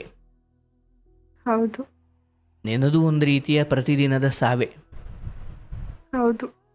ಈಗ ನೀವು ಗಂಡನ ಈ ವರ್ತನೆಯನ್ನು ಬದಲಾಯಿಸೋಕೆ ಆಗುತ್ತಿಲ್ಲ ಅಂದಾಗ, ಮತ್ತು ಇನ್ನೂ ಮಗು ಕೂಡ ಆಗಿಲ್ಲ, ಗಂಡನನ್ನು ಮತ್ತು ಅವ್ರ ಕಡೆಯವ್ರನ್ನ ಕೂರಿಸ್ಕೊಂಡು ತುಂಬ ಪ್ರಾಮಾಣಿಕವಾಗಿ ತುಂಬ ಸೀರಿಯಸ್ ಆಗಿ ಒಂದು ನಿರ್ಧಾರಕ್ಕೆ ಬರೋ ಸಮಯ. ಈಗ ನಾನು ಯಾಕೆ ಮಾತು ಹೇಳ್ತಾ ಇದ್ದೀನಿ, ಆತ ನೀನು ಫೋನ್ ಚೆಕ್ ಮಾಡೋದು, ಸಿಕ್ಕಿಬಿದ್ದಾಗಲೆಲ್ಲ ಆತ ನಿನ್ನ ಕಾಲಿಡಿಯೋದು, ಅಥವಾ ನಾನು ಇನ್ನೊಮ್ಮೆ ಹಿಂಗೆ ಮಾಡಲ್ಲ ಅನ್ನೋದು, ಮತ್ತೆ ಅದನ್ನೇ ಮಾಡೋದು. ಇನ್ನೊಂದ್ಸಲ ಈ ತರ ಮಾಡಲ್ಲ ಅಂತ ಒಂದು ಅಗ್ರಿಮೆಂಟ್ ಮಾಡ್ಕೊಟ್ಟಿದ್ದಾರೆ. ಇನ್ನೊಂದ್ಸಲ ಏನಾದ್ರು ಈ ತರ ಬಿಹೇವಿಯರ್ ಮಾಡಿದ್ರೆ ಏನು ಮಾಡ್ತೀಯ? ಸರಿ, ನಾವು ಅಗ್ರಿಮೆಂಟ್ ತಗೊಂಡು ಏನು ಮಾಡ್ತೀಯ ಹೇಳತ್ತ ಗೋಲಿ? ಅಗ್ರಿಮೆಂಟಲ್ಲಿ ಏನು ಮಾಡಂಗಿಲ್ಲ. ಅಬ್ಬ ಅಂದ್ರೆ ಒಂದು ಕಂಪ್ಲೇಂಟ್ ಕೊಡ್ಬೋದಾ? ಅಬ್ಬ ಅಂದ್ರೆ ಒಂದು ಕೇಸ್ ಹಾಕಿಸ್ಬೋದಾ? ಅದನ್ನು ಬಿಟ್ಟು ಬೇರೆ ಏನು ಅಂದರೆ ನನ್ನ ಹೋರಾಟ ಕೇವಲ ಪ್ರೇಮ, ಅಥವಾ ನಾನು ಎಷ್ಟು ನಿಯತ್ತಾಗಿದ್ದೀನೋ ಅವರು ಅಷ್ಟೇ ನಿಯತ್ತಾಗಿರ್ಲಿ ಅಂತ ಬಯಸೋದು ತಪ್ಪಲ್ವಲ್ಲ? ಆಮೇಲೆ ನಾನು ತುಂಬಾ ಹಚ್ಕೊಂಡ್ಬಿಟ್ಟಿದ್ದೀನಿ. ಅಟ್ಯಾಚ್ಮೆಂಟ್ ಬಂದಿದೆ ಅನ್ನೋದು ಗೊತ್ತಾದ್ಮೇಲೆ ನಿನ್ನ ದೋಷ ಏನು ಕಡಿಮೆ ಇಲ್ಲ ಇಲ್ಲಿ. ಏನೋ ನೊಂದಿದ್ದೀಯ ಅನ್ನೋ ಕಾರಣಕ್ಕೆ ನಿನ್ನ ಕೆಲವು ವಿಚಾರವನ್ನು ಹೇಳ್ತಿಲ್ಲ ಅನ್ನೋದು ಬಿಟ್ಟರೆ, ಅದು ಯಾವ ಹೆಣ್ಣವ? ಒಂದು 4 ಆಯ್ತವ, ನಿನಗೆ ತಾಯಿ ಮಾತ್ರ ಇದ್ದಾರೆ, ಬೇರೆ ಯಾರೂ ಇಲ್ಲ. ಒಂದು ಮದುವೆ ಆಗೋ ಹೆಣ್ಮಗಳಾಗಿ ಅಂದರೆ ಮತ್ತದೇ ನಿನ್ನ ಕುರುಡು ಪ್ರೇಮ, ಆತನಿಗೆ ಒಂದು ಮದುವೆ ಆಗಿ ಡೈವರ್ಸ್ ಆಗಿದೆ ಅನ್ನೋ ದೊಡ್ಡ ವಿಚಾರವನ್ನು ಮುಚ್ಚಿಟ್ಟು ನಿನ್ನ ಮದುವೆ ಆಗುವಷ್ಟು ನೀನು ಕಣ್ಣು ಮುಚ್ಚಿಕೊಂಡಿದ್ದೆ, ನೀನು ಕುರುಡಳಾಗಿದ್ದೆ, ನೀನು ಅಂದ ಪ್ರೀತಿಯನ್ನು ಮಾಡ್ತಿದ್ದೆ, ಅದು ಯಾರು ತಪ್ಪು? ಅಂದ್ರೆ ಆ ಟೈಮಲ್ಲಿ ತುಂಬಾ ಮ್ಯಾನಿಪುಲೇಟ್ ಮಾಡ್ಬಿಟ್ರು. ಇಲ್ಲ, ಏನೂ ಇಲ್ಲ ಲೈಫಲ್ಲಿ, ನೀನ್ ಬಿಟ್ರೆ ಏನೂ ಇಲ್ಲ, ಸಾಯ್ತೀನಿ, ಡೆತ್ ನೋಟ್ ಎಲ್ಲ ಬರೆಯೋದು, ಆ ತರ ಎಲ್ಲ. ಮದುವೆ ಸಮಯದಲ್ಲಿ ಯಾರ್ಯಾರು ಇದ್ರಬ್ಬ? ಎಲ್ಲ ಇದ್ರು, ನಮ್ಮ ಫ್ಯಾಮಿಲಿಯಲ್ಲಿ ಎಲ್ಲಾರು ಇದ್ರು, ಎಲ್ಲಾರ್ಗೂ ಗೊತ್ತು. ನಿಮ್ಮ ಫ್ಯಾಮಿಲಿ, ಅವ್ರ ಫ್ಯಾಮಿಲಿಲಿ ಬಂಧುಗಳು ಬಾಂಧವರು ಅಥವಾ ಅವ್ರ ಅಣ್ಣ ತಮ್ಮದಿರು ಅಥವಾ ಅವ್ರ ಅಕ್ಕ ತಂಗಿದಿರು ಎಲ್ಲ ಇದ್ರ? ಹಾ, ಇದ್ರು ಎಲ್ಲ ಇದ್ರು. ಮತ್ತೆ ಈ ಇಡೀ ಪಾಪದಲ್ಲಿ ಅಥವಾ ಈ ಇಡೀ ಅನ್ಯಾಯದಲ್ಲಿ ಅವರೆಲ್ಲರ ಪಾಲು ಇದೆ. ಅಂದ್ರೆ ಅವ್ರು ಯಾರಿಗೂ ಗೊತ್ತಿಲ್ಲ ಇವ್ರು ಈ ತರ ಎಲ್ಲ ಸುಳ್ಳು ಹೇಳಿ ಮದ್ವೆ ಆಗ್ತಿದಾರಂತ ಅವ್ರು ಯಾರಿಗೂ ಗೊತ್ತಿಲ್ಲ. ಅಲ್ಲವಾ? ಇಲ್ಲ ಕಣವ, ಹೆಂಗಿತನಿಗೆ ಡೈವರ್ಸ್ ಆಗಿತ್ತು, ಅದು ಗೊತ್ತಾಗಿ ಮದುವೆ ಆಗ್ತಿದ್ದೀಯ ಅಂತನೂ ಒಬ್ರು ಹೇಳಿಲ್ವಾ? ಇಲ್ಲ, ಯಾರು ಹೇಳಿಲ್ಲ. ಅದಕ್ಕೆ ಹೇಳ್ತಾ ಇರೋದು, ನಿನ್ನತ್ರ ಈತ ಹೇಳ್ದೇನೆ ಮದುವೆ ಆಗ್ತಿದ್ದಾನೆ ಅನ್ನೋದು ಅದು ನಿನ್ನ ವಿಚಾರ, ಬಟ್ ಈತನಿಗೆ ಹಿಂದೇನೋ ಆಗಿತ್ತು ಅನ್ನೋದು ಅವರಿಗೆಲ್ಲ ಗೊತ್ತಿರುತ್ತಲ್ಲ. ಹೌದು. ಅಂದ್ರೆ ಒಂದಿಡೀ ಸಾಮೂಹಿಕ ದೌರ್ಜನ್ಯ ಇದು. ನನಗೆ ಇವತ್ತಿಗೂ ಆಶ್ಚರ್ಯ ಅನಿಸುತ್ತೆ. ಬಹುಶಃ ನನಗೂ ಯಾರೂ ತಂದೆ ತಾಯಿ ಇಲ್ಲ, ಅವ್ರಿಗೂ ಯಾರೂ ತಂದೆ ತಾಯಿ ಇಲ್ಲ, ಇಂಥ ಸಮಯದಲ್ಲಿ ಏನೋ ಇಂಥ ಮೋಸಗಳು ನಡೀಬೋದೇನೋ. ಬಟ್ ನಿನಗೇನೋ ಒಂದು ತಾಯಿ ಅಂತ ಇದ್ದು, ನಿಂದು ಬಂಧು ಬಾಂಧವರು ಅಂತ ಇದ್ದು, ಯಾರೊಬ್ಬರಿಗಾದರೂ ಕೂಡ ಅಯ್ಯೋ ತಡೆಯಪ್ಪ ಹಿಂಗೊಂದು ಮದುವೆ ಆಗಬೇಕು ಅಂತ ಹೊರಟಿದ್ದಾಳೆ ಈ ಹುಡುಗಿ ನಮ್ಮವಳು, ಅದು ಆ ಕಡೆ ಹುಡುಗನ ಕತೆ ಏನು, ಅವ್ನು ಯಾರು, ಅವ್ನು ಹೆಂಗೆ? ನಾನು ಹೇಳ್ದೆ ಅಲ್ವಾ, ನಮ್ಮ ರಿಲೇಟಿವ್ ಒಬ್ರ ಹತ್ರ ನಾನು ಡಿಸ್ಕಸ್ ಮಾಡಿದೆ ಈ ತರ ಆಗಿದೆ ಹುಡ್ಗಂದು ಅಂತ. ಅವರು ಹೌದು ಎಷ್ಟೊಂದು ಈ ತರ ಆಗುತ್ತೆ ಅಂದ್ರೆ ನನಗೆ ಇವಾಗ ಅನ್ನಿಸ್ತಾ ಇದೆ, ಅವ್ರು ಯಾರಿಗೂ ನಾನು ಜಸ್ಟ್ ರಿಲೇಟಿವ್ ಅಷ್ಟೇ, ಪೇರೆಂಟ್ಸ್ ತರ ಯಾರು ನಿಂತ್ಕೊಂಡು ಎಲ್ಲಾನು ಇದ್ ಮಾಡಿ ಮಾತಾಡಲ್ಲ. ಅವ್ರಿಗೇನೋ ಸ್ವಲ್ಪ ಕಮ್ಮಿ ಖರ್ಚಲ್ಲಿ ಮದ್ವೆ ಆಗ್ಬೇಕಿತ್ತು, ಹುಡ್ಗಿ ವಯಸ್ಸಿಗೆ ಬಂದು ಎಲ್ಲೂ ಮದ್ವೆ ಮಾಡಿ ಕಳಿಸ್ಬೇಕಿತ್ತು, ಆ ತರ ಯೋಚನೆ ಮಾಡಿದ್ರು. ಆಮೇಲೆ ನನ್ಗಿಂತ ಎಲ್ಲಿ ಬೆಳೀತಾರೆ ಅನ್ನೋದೊಂದು ಎಲ್ಲಾರ ಮೈಂಡಲ್ಲೂ ಇರತ್ತಲ್ಲ, ಸಂಬಂಧಿಕರು ಅಂದ್ರೆ ಅವ್ರು ನಮ್ಗಿಂತ ಚೆನ್ನಾಗಿರೋ ಜಾಗಕ್ಕೆ ಹೋಗ್ತಾರೆ, ಆತರ ಏನೋ ಯೋಚನೆ ಮಾಡಿ ಹಿಂಗ್ ಮಾಡಿದ್ರು ಅಂತ ನನಗೆ ಇವಾಗ ಅನ್ನಿಸ್ತಾ ಇದೆ. ನಾನು ಯಾರ ಮಾತು ಕೇಳಬಾರ್ದಾಗಿತ್ತು ಅಂತ. ಆ ಟೈಮಲ್ಲಿ ಒಂದು ಕರೆಕ್ಟ್ ಆಗಿ ಇರೋ ಸಜೆಷನ್ ಅಥವಾ ಒಂದೊಳ್ಳೆ ದಾರಿ ಅಥವಾ ನಾನ್ ಮಾಡ್ತಾ ಇರೋದು ಸರಿನೋ ತಪ್ಪು, ಇನ್ನ ನಂಗೆ ಬೆಟರ್ ಡಿಸಿಷನ್ ತಗೊಳಕ್ ಯಾರಾದ್ರೂ ಹೆಲ್ಪ್ ಮಾಡ್ಬೋದಾಗಿತ್ತು. ಬಟ್ ಯಾರು ಮುಂದೆ ಬಂದಿಲ್ಲ. ಸೊ ಪೇರೆಂಟ್ಸ್ ಇದ್ರೇನೆ ಬರೋದದು, ಬೇರೆ ಯಾರು ಈ ತರ ಮಾಡಕ್ ಸಾಧ್ಯ ಇಲ್ಲ ಅಂತ ಆಮೇಲೆ ಅನ್ನಿಸ್ತು.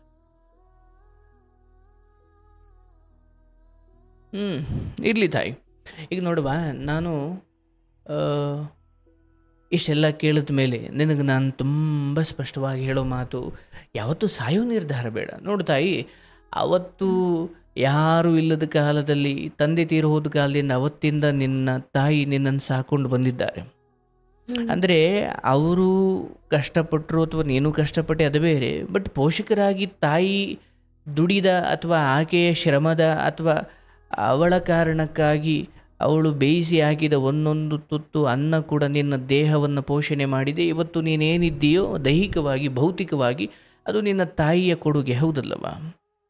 ಅದನ್ನು ಇಂಥ ತುಚ್ಛ ಕಾರಣಗಳಿಗೆ ಸಾಯ್ಲಿಕ್ಕೆ ಹೋಗಬಾರ್ದು.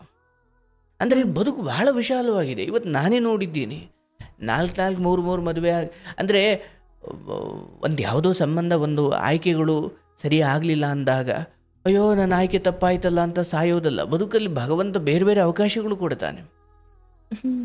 ನಾನು ಇಲ್ಲಿ ಮೋಸ ಹೋಗ್ಬಿಟ್ಟೆ. ಅಂತಿಮವಾಗಿ ನಿಜವಾದ ಪ್ರೀತಿ ಅಂತ ಬಂದಾಗ, ಅಂದರೆ ದೊಡ್ಡವರು ಹೇಳ್ತಾರೆ, ಅಯ್ಯ ನೀನು ನಿಜವಾದ ಪ್ರೀತಿಯನ್ನು ಹುಡುಕ್ತೀಯ ಅನ್ನೋದಾದರೆ ನಿನ್ನ ಎದುರುಗಡೆ ಇರ್ತಕ್ಕಂಥವರ ದೋಷಗಳನ್ನು ಕೆಲವೊಮ್ಮೆ ಕಣ್ಣು ಮುಚ್ಕೊಂಡು ಮರಿಬೇಕು ಅಂತ ಹೇಳ್ತಾರೆ. ಬಟ್ ಹೆಂಡತಿಯಾಗಿ ಹಂಗಾಗಲ್ವೇ? ಅಯ್ಯೋ ನೀನು ಏನಾದರೂ ಮಾಡ್ಕೊಳ್ಳಪ್ಪ, ನನಗೆ ಮನೇಲಿ ಬಂದು ನೆಮ್ಮದಿ ಸಂತೋಷ ಪ್ರೀತಿ ಕೊಡಪ್ಪ ಅಂದರೆ ಅದನ್ನು ದಾಂಪತ್ಯ ಅನ್ನೋಕ್ಕಾಗುತ್ತಾ? ಅಲೌಕಿಕವಾಗಿ ಅದು ಸತ್ಯ. ಎಲ್ಲರಲ್ಲಿರುವ ಒಳ್ಳೆಯದನ್ನು ಮಾತ್ರ ನೋಡು, ಕೆಟ್ಟದ್ದು ನೋಡಬೇಡ. ಇದು ಅಲೌಕಿಕವಾದ ಜ್ಞಾನ. ಬಟ್ ಲೌಕಿಕವಾಗಿ ಒಂದು ಸಂಸಾರ, ಒಂದು ಬಾಂಧವ್ಯ, ಒಂದು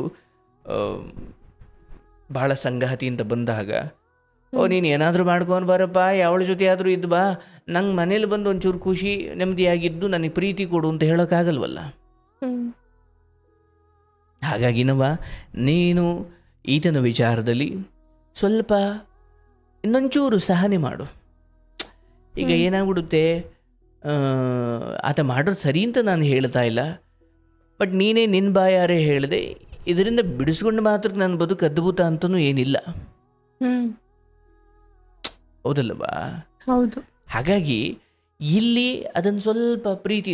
ಈಗ ನೀನು ಫೋನ್ ಚೆಕ್ ಮಾಡೋದು, ಅವನು ಎಲ್ಲಿ ಹೋಗಿದ್ದ, ಎಲ್ಲಿ ಬಂದ, ಯಾರ ಜೊತೆ ಹೋಗಿದ್ದ, ಏನು ಮಾಡಿಕೊಂಡು ಬಂದ, ಇಲ್ಲಿ 2 ಥರ ವಿಚಾರಗಳಿದ್ದ. ಒಂದು, ಮದುವೆ ಆದಮೇಲೆ ನಿನ್ನ ಹಿಂದೆ ಮುಂದೆ ಯಾರೂ ಇಲ್ಲ ಅಂತ ಗೊತ್ತಾಗಿ ನಿನ್ನನ್ನು ಸಾಯೋವರೆಗೂ ಹೊಡೆದು ಮನೆಗೆ 1 ರೂಪಾಯಿ ಕೊಡದೆ, ಮನೆಗೆ ದಿನಸಿ ತಂದು ಹಾಕದೆ, ನಿನ್ನನ್ನು ತಿಂದ ಉಂಡ ಸತ್ತ ಬದುಕಿದೆಯಾ ಅಂತ ಕೇಳದೆ ಇರೋ ಪಂಗಡ ಒಂದಿದೆ. ಅದು ಒಂದು ನೀಚ ಪಂಗಡ. ನಾನು ಹಾಗೆ ಯೋಚನೆ ಮಾಡ್ತೀನಿ. ಕೇಳಿಸ್ಕೊ. ಆದರೆ ನಿನ್ನದು 2ನೇ ಪಂಗಡ. ಹೌದು, ಅಲ್ಲೇನೋ ತಪ್ಪು ನಡೀತಾ ಇದೆ ಅಥವಾ ತಪ್ಪು ಆಗಿದೆ, ಹೌದು. ಬಟ್ ಒಂದು ಮಿನಿಮಮ್ ಸರ್ವೈವ್ ಆಗಲಿಕ್ಕೆ ಬಹುಶಃ ಒಂದು ಮಗು ಆದಮೇಲೆ ಬದಲಾಗಬಹುದೋ ಏನೋ. ಅಂದರೆ ಮನುಷ್ಯ ಬದುಕಲಿಕ್ಕೆ ಅಂಥ ಸಾಧ್ಯತೆಗಳನ್ನು ಹುಡುಕಬೇಕು. ತುಂಬ ಕತ್ಲಾಗ್ಬಿಡ್ತು ನನ್ನ ಜೀವನ ಅಂದ್ಕೊಂಡು ಕೂತ್ಕೊಳ್ಳೋಕ್ಕಿಲ್ಲ. ಆ ಬೆಳಕಿನ ಕಿರಣ, ಆ ಬೆಳಕಿನ ಕಡೆಗೆ ದಾರಿ ಏನಿದೆ ಅಂತ ಹುಡುಕಬೇಕು. ಯಾಕಂದರೆ ಎಲ್ಲ ಬಾಗಿಲುಗಳು ಮುಚ್ಚಿದಾಗಲೂ ಯಾವುದೋ ಒಂದು ಬಾಗಿಲು ತೆರೆದಿರುತ್ತೆ. ಬಟ್ ಮನುಷ್ಯ ತುಂಬ ಮೋಹ, ಪ್ರೇಮ ಅಥವಾ ನನಗೆ ಅವ್ರನ್ನ ಬಿಟ್ಟಿರ್ಲಿಕ್ಕಾಗಲ್ಲ ಈ ಮಟ್ಟಿನ ಮಮಕಾರದಿಂದ ತುಂಬಿ ಹೋದಾಗ ಅವನಿಗೆ ಆ ಚಿಕ್ಕ ಬೆಳಕಿನ ದಾರಿ ಕೂಡ ಕಾಣಲಿಕ್ಕಿಲ್ಲ. ನೀನು ಈತನನ್ನು ನಿನ್ನ ಜೀವನದ ಪರಮ ಕೇಂದ್ರ ಬಿಂದುವಾಗಿಟ್ಟುಕೊಂಡು ಕೂತ್ಕೊಂಡ್ರೆ ನೀನು ಜೀವನ ಪೂರ್ತಿ ಅಳ್ತಾನೆ ಕೂರಬೇಕಾಗುತ್ತೆ. ಹೌದು ಸರ್. ಈಗ ನೀನೇನು ಮಾಡಬೇಕು? ಈಗ ನನ್ನ ತಾಯಿ ಮದುವೆಯಾಗಿ ನನ್ನನ್ನು ಹೆತ್ತು ನನಗೆ 2 ವರ್ಷ ಇದ್ದಾಗಲೇ ತಂದೆ ತೀರು ಹೋದರು ಅನ್ನೋದಾದರೆ, ನಿನ್ನ ತಾಯಿ ಕೂಡ ನಿನ್ನ ತಂದೆಯನ್ನು ಬಿಟ್ಟೇ ಬದುಕಿದ್ರು. ಇಲ್ಲಿ ಗಂಡ ಇದ್ದಾರೆ, ಹೆಚ್ಚು ಕಮ್ಮಿ ನೀನು ನಿನ್ನ ತಾಯಿ ಥರನೇ ಬದುಕಬಹುದು ಏನೋ, ಬಟ್ ಒಂದು ಮಗು ಇಲ್ಲ ಅಷ್ಟೇ.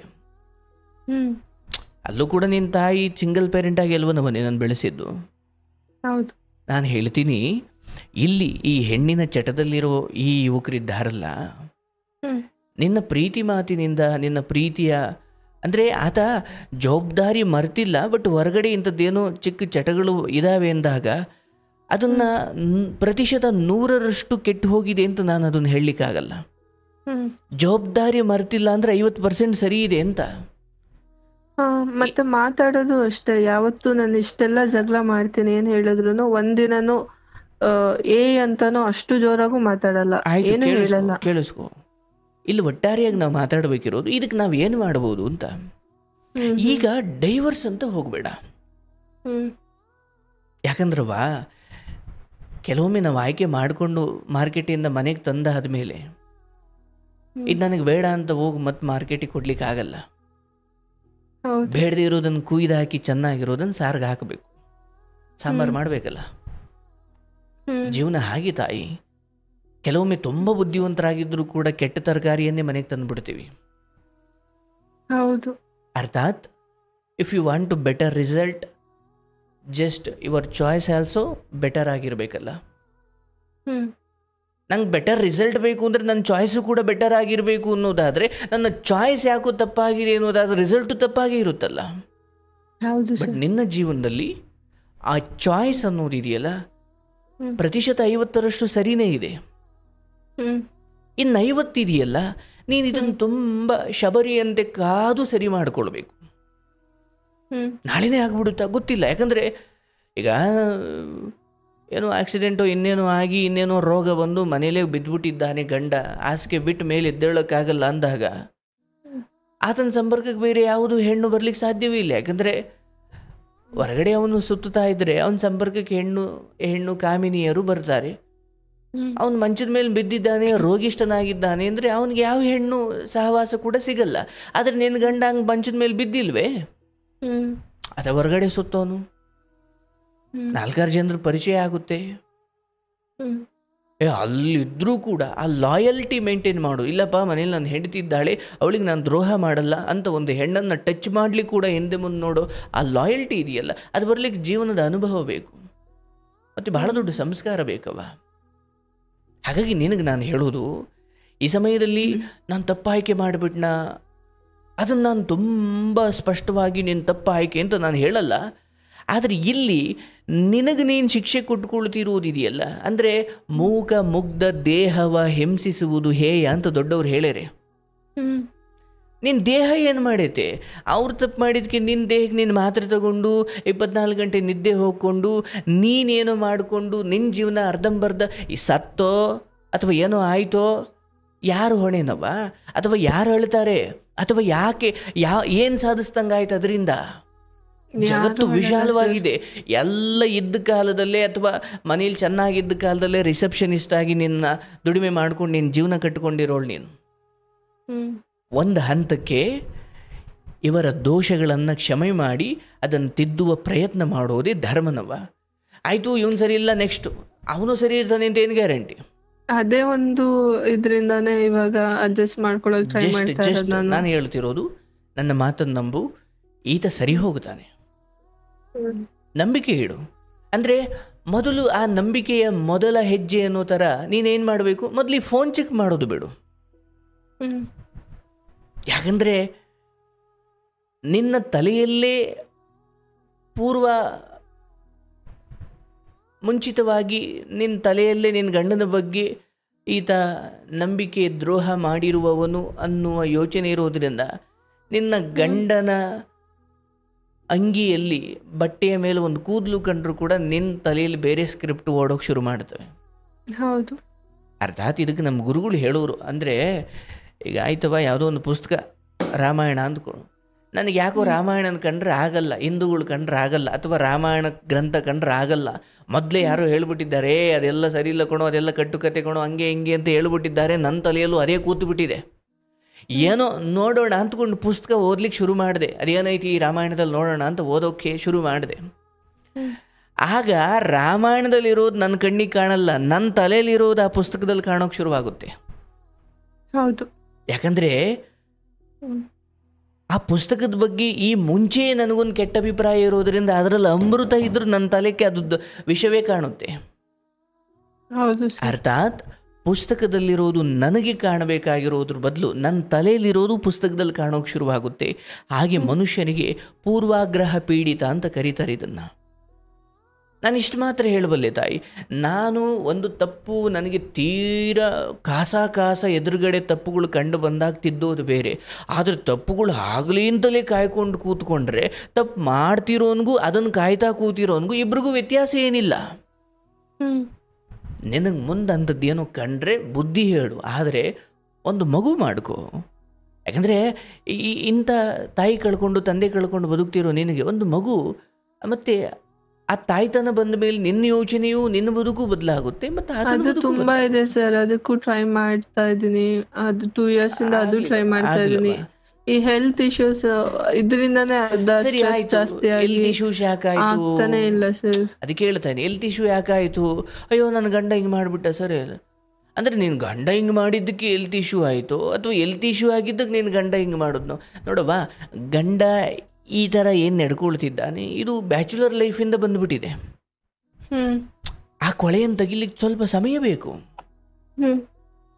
ಯಾಕಂದರೆ ತುಂಬ ಹೆಣ್ಣು ಮಕ್ಕಳ ಬಾಳಲ್ಲಿ ಆಟ ಆಡಿ ಚೆನ್ನಾಗಿದ್ದವನು ಈ ಜಗತ್ತಲ್ಲಿ ಯಾರೂ ಇಲ್ಲ. ಸುಮ್ಮನೆ ಬೇಜಾರು ಮಾಡ್ಕೊಂಬೇಡ, ಬಟ್ ಇದೆಲ್ಲದಕ್ಕೂ ಶಿಕ್ಷೆ ಅನ್ನೋದು ಇದ್ದೇ ಇರುತ್ತವ. ಹೌದು. ಆ ಶಿಕ್ಷೆ ಆತನನ್ನು ಪ್ರಾಣಹಾನಿ ಆಗುವಷ್ಟು ಆಗದೇ ಇರಲಿ, ಆದರೆ ಆತನನ್ನು ಬದಲಾಯಿಸುವಷ್ಟಾದರೂ ಆಗಬೇಕು. ಎಷ್ಟೋ ಸಾರಿ ಜಗತ್ತಲ್ಲಿ ಶಿಕ್ಷೆಗಳು ಒಬ್ಬ ಮನುಷ್ಯನನ್ನು ಬದಲಾಯಿಸಿದವೆ ಹೊರತು ಶಿಕ್ಷಣ ತುಂಬ ಸಾರಿ ಮನುಷ್ಯನನ್ನು ಬದಲಾಯಿಸಲೇ ಇಲ್ಲ. ಹೌದಲ್ಲವಾ? ಹಾಗಾಗಿ ನೀನು ಅಂಥದ್ದೊಂದು ಪರಿವರ್ತನೆಗೆ ಕಾಯೋದಾದರೆ ಈ ನಿನ್ನ ಗಂಡನ ವಿಚಾರದಲ್ಲಿ ನಂಬಿಕೆ ಇಡು. ಫೋನ್ ನೋಡೋಕೆ ಹೋಗಬೇಡ, ಮತ್ತು ಪ್ರಶ್ನೆಗಳು ಬೇಡ ಹೆಚ್ಚು. ಎಲ್ಲಿ ಹೋಗಿದ್ದೆ, ಏನು ಮಾಡಿದ್ದೆ. ಯಾಕಂದರೆ ಈ ಮುಂಚೆ ನಿನಗೇನು ಕಟು ಸತ್ಯಗಳು ಅರ್ಥ ಆಗಿದ್ದಾವೆ, ಆತ ನಂಬಿಕೆ ಕಳ್ಕೊಂಡಿರೋ ನಂಬಿಕೆಯನ್ನು ಅದೇ ಅಡಿಕೆಗೆ ಹೋದ ಮಾನ ಆನೆ ಕೊಟ್ಟರು ಬರಲ್ಲ ಅನ್ನೋ ಹಾಗೆ ಕಳ್ಕೊಂಡಿರೋ ನಂಬಿಕೆ ಆತ ನಿನಗೆ ಚಿನ್ನದ ಸರ ಮಾಡಿಸಿದ್ರು ಆ ನಂಬಿಕೆ ಬರಲ್ಲ ಮತ್ತು ನಿನ್ನ ಗಂಡನ ಮೇಲೆ. ಆದರೆ ನಾನು ಹೇಳೋದು, ನೀನು ಭಗವಂತನ ಮಗಳು, ಈ ಬಂದಿರೋದು ಅವನಿಂದ ಹೋಗೋದು, ನಿಮ್ಮ ತಾಯಿ ಹೋದ ಕಡೆ ಒಂದಿವ್ಸ ನೀನು ಹೋಗೋದೆ. ಆ ನಡುವೆ ನಾನು ಜೀವನದಲ್ಲಿ ಬೇಡದೇ ಇರೋದನ್ನ ತೆಗೆದುಹಾಕಿ ಬೇಕಿರೋದನ್ನ ಉಳಿಸ್ಕೊಳ್ಳೋದು ಅದು ನನಗೆ ಸಂಬಂಧಪಟ್ಟಿದೆ, ಅಥವಾ ಅದು ನನ್ನ ನಿರ್ಧಾರ, ಅಥವಾ ಅದನ್ನು ನಾನೇ ಮಾಡಬೇಕು. ಬೇರೆ ಯಾರೋ ಬಂದು ನೋಡವ ಇದನ್ನು ಈ ಕಡೆ ಇಡು, ಇದನ್ನು ಈ ಕಡೆ ಇರು, ಯಾರೂ ಬೇಡದೇ ಇರೋದನ್ನ ಸೈಡ್ಗೆ ಹಾಕಲ್ಲ, ಬೇಕಿರೋದನ್ನ ನಿನ್ನ ಮುಂದೆ ತಂದು ಕೊಡಲ್ಲ. ನನ್ನ ಬದುಕಿದು, ಬ್ರಹ್ಮಗಂಟ ನಾನೇ ಬಿಡಿಸ್ಕೊಳ್ಬೇಕು. ಹಾಗಾಗಿ ಆಯ್ಕೆ ಮಾಡಿದ್ದೀಯಾ, ಸ್ವಲ್ಪ ಸಮಯ ಇಡಿ, ಸ್ವಲ್ಪ ಸಮಯ ಸಹನೆ ಮಾಡು, ಈತ ಬದಲಾಗ್ತಾನೆ. ಬಟ್ ನಾನು ಹೇಳೋದು, ನಿನ್ನ ತುಂಬ ಪ್ರೀತಿಯಿಂದ ಈತನನ್ನು ಬದಲಾಯಿಸಬಹುದು. ಯಾಕಂದರೆ ನಾನು ಇಲ್ಲಿ ನನ್ನ ಅನುಭವದಲ್ಲಿ ಹೇಳ್ತೀನವ, ನಾನು ಮಾಡ್ತೀನಿ ಕಣೆ, ನಾನು ಅವಳನ್ನೇ ಇಟ್ಕೊಂಡಿದ್ದೀನಿ, ನಾನು ಅವಳಿಗೋಸ್ಕರನೇ ಆಸ್ತಿ ಮಾಡ್ತೀನಿ ಕಣೆ, ನೀನು ಯಾವಳೆ ಕೇಳೋಕ್ಕೆ ಅನ್ನುವಷ್ಟು ಇರೋನಿದ್ದಾನೆ, ಅವನನ್ನು ಬದಲಾಯಿಸೋಕ್ಕಾಗಲ್ಲ. ಬಟ್ ಇದು ಸ್ವಲ್ಪ ವಿಚಿತ್ರ ಇದು, ಹೌದಲ್ವಾ? ಹಾಗಾಗಿ ಬಟ್ ದಿನ ನನ್ಗೆ ಒಂದೊಂದ್ಸಲ ಅನ್ಸ್ಬಿಡತ್ತೆ, ಏನೋ ಮಾಡ್ಕೊಂಡ್ಲಿ, ಅವ್ರ ಜೀವನ ಅವ್ರು ನೋಡ್ಕೊಂಡ್ಲಿ ಅಂದ್ರೆ ಒಂದೇ ಮನೇಲಿರೋ ಡೈಲಿ ಮುಖ ನೋಡ್ಬೇಕು. ಆಮೇಲೆ ಅವ್ರು ಏನ್ ಮಾತಾಡಿದ್ರು ಒಂದ್ ನಂಬಿಕೆ ಬರಲ್ಲ, ಏನ್ ಮಾಡ್ತಾರೆ ಅನ್ನೋದೊಂದ್ ಕ್ಲಾರಿಟಿ ಇರಲ್ಲ. ಅದೆಲ್ಲ ಯೋಚನೆ ಮಾಡಿದಾಗ ನಿಜವಾಗ್ಲೂ ಇರ್ಬೇಕಾ ಇಲ್ಲಿ? ಹೇಳ್ತಿದ್ದೀನಿ, ಎಂತ ಮನುಷ್ಯನಾದ್ರೂ ಕೂಡ ಒಂದು ಸ್ವಾಭಿಮಾನ ಅಂತ ಇರಬೇಕು ಮನುಷ್ಯನಿಗೆ. ತೀರಾ ಇನ್ನೊಂದಷ್ಟು ಕ್ಷಮೆಗಳು ಕೊಡು. ಅದಕ್ಕೆ ಆಗ್ತಿಲ್ಲ ಅಂದಾಗ ಬೇರೆ ಏನು ಮಾಡ್ಲಿಕ್ಕಾಗಲ್ಲವ. ಅಯ್ಯೋ ನನಗೆ ಯಾರು ಹಿಂದೆ ಮುಂದೆ ಇಲ್ಲ, ಮತ್ತು ನೆಕ್ಸ್ಟ್ ಯಾರು ಒಳ್ಳೆಯವ್ರು ಸಿಗ್ತಾರೋ ಇಲ್ವೋ, ಮತ್ತು ನನಗೆ ಯಾಕೆ ಬೇಕಪ್ಪ ಅಂತ ಇಲ್ಲೇ ಇರುವಷ್ಟು ಸ್ವಾಭಿಮಾನ ಕಳ್ಕೊಂಡು ಬದುಕೋದು ಒಳ್ಳೇದಲ್ಲ. ಈಗ ಯಾಕೆ ಇರು ಅಂತಿದ್ದೀನಿ ಅಂದರೆ ಒಂದಷ್ಟು ಕ್ಷಮೆ ಕೊಡದೆ ನಾನು ನಿರ್ಧಾರ ತಗೊಂಡ್ಬಿಟ್ನಲ್ಲ ಅನ್ನೋ ಪಶ್ಚಾತ್ತಾಪ ನಿನಗೆ ಕಾಡೋದು ಬೇಡ. ಹೌದಲ್ಲ? ನೀನು ಒಂದೇ ಮನೇಲಿರೋದು ಹೌದು, ಪ್ರತಿದಿನ ಆತನ ಮಾತಾಡಿಸ್ಬೇಕು, ಆತನ ಎದುರುಗಡೆ ಬಂದಾಗಲೆಲ್ಲ ನಿಮಗೆ ಈ ವಿಚಾರಗಳು ನೆನಪಾಗ್ತವೆ, ಹೌದು. ಆದರೆ ಒಂದು ಹೆಣ್ಣಾಗಿ ಈ ಕ್ಷಮೆಯ ಧರಿತ್ರಿ ಆ ಹೆಣ್ಣುಮಗಳು ಸ್ವಲ್ಪ ನಿನ್ನ ಗಂಡನ ವಿಚಾರದಲ್ಲಿ ಆ ಸಹನೆಯನ್ನು ತೋರಿಸಬೇಕು. ನನಗೆ ಅರ್ಥವಾಗುತ್ತವ, ಇದೇ ಒಂದು ಹೆಣ್ಣುಮಗಳು ಮಾಡಿದರೆ ನಡತೆಗೆಟ್ಟವಳು ಅನ್ನೋ ಪಟ್ಟವನ್ನು ಕಟ್ಟಿ ಅವಳನ್ನು ಎಲ್ಲಿಡ್ತಾ ಇತ್ತು ಈ ಸಮಾಜ.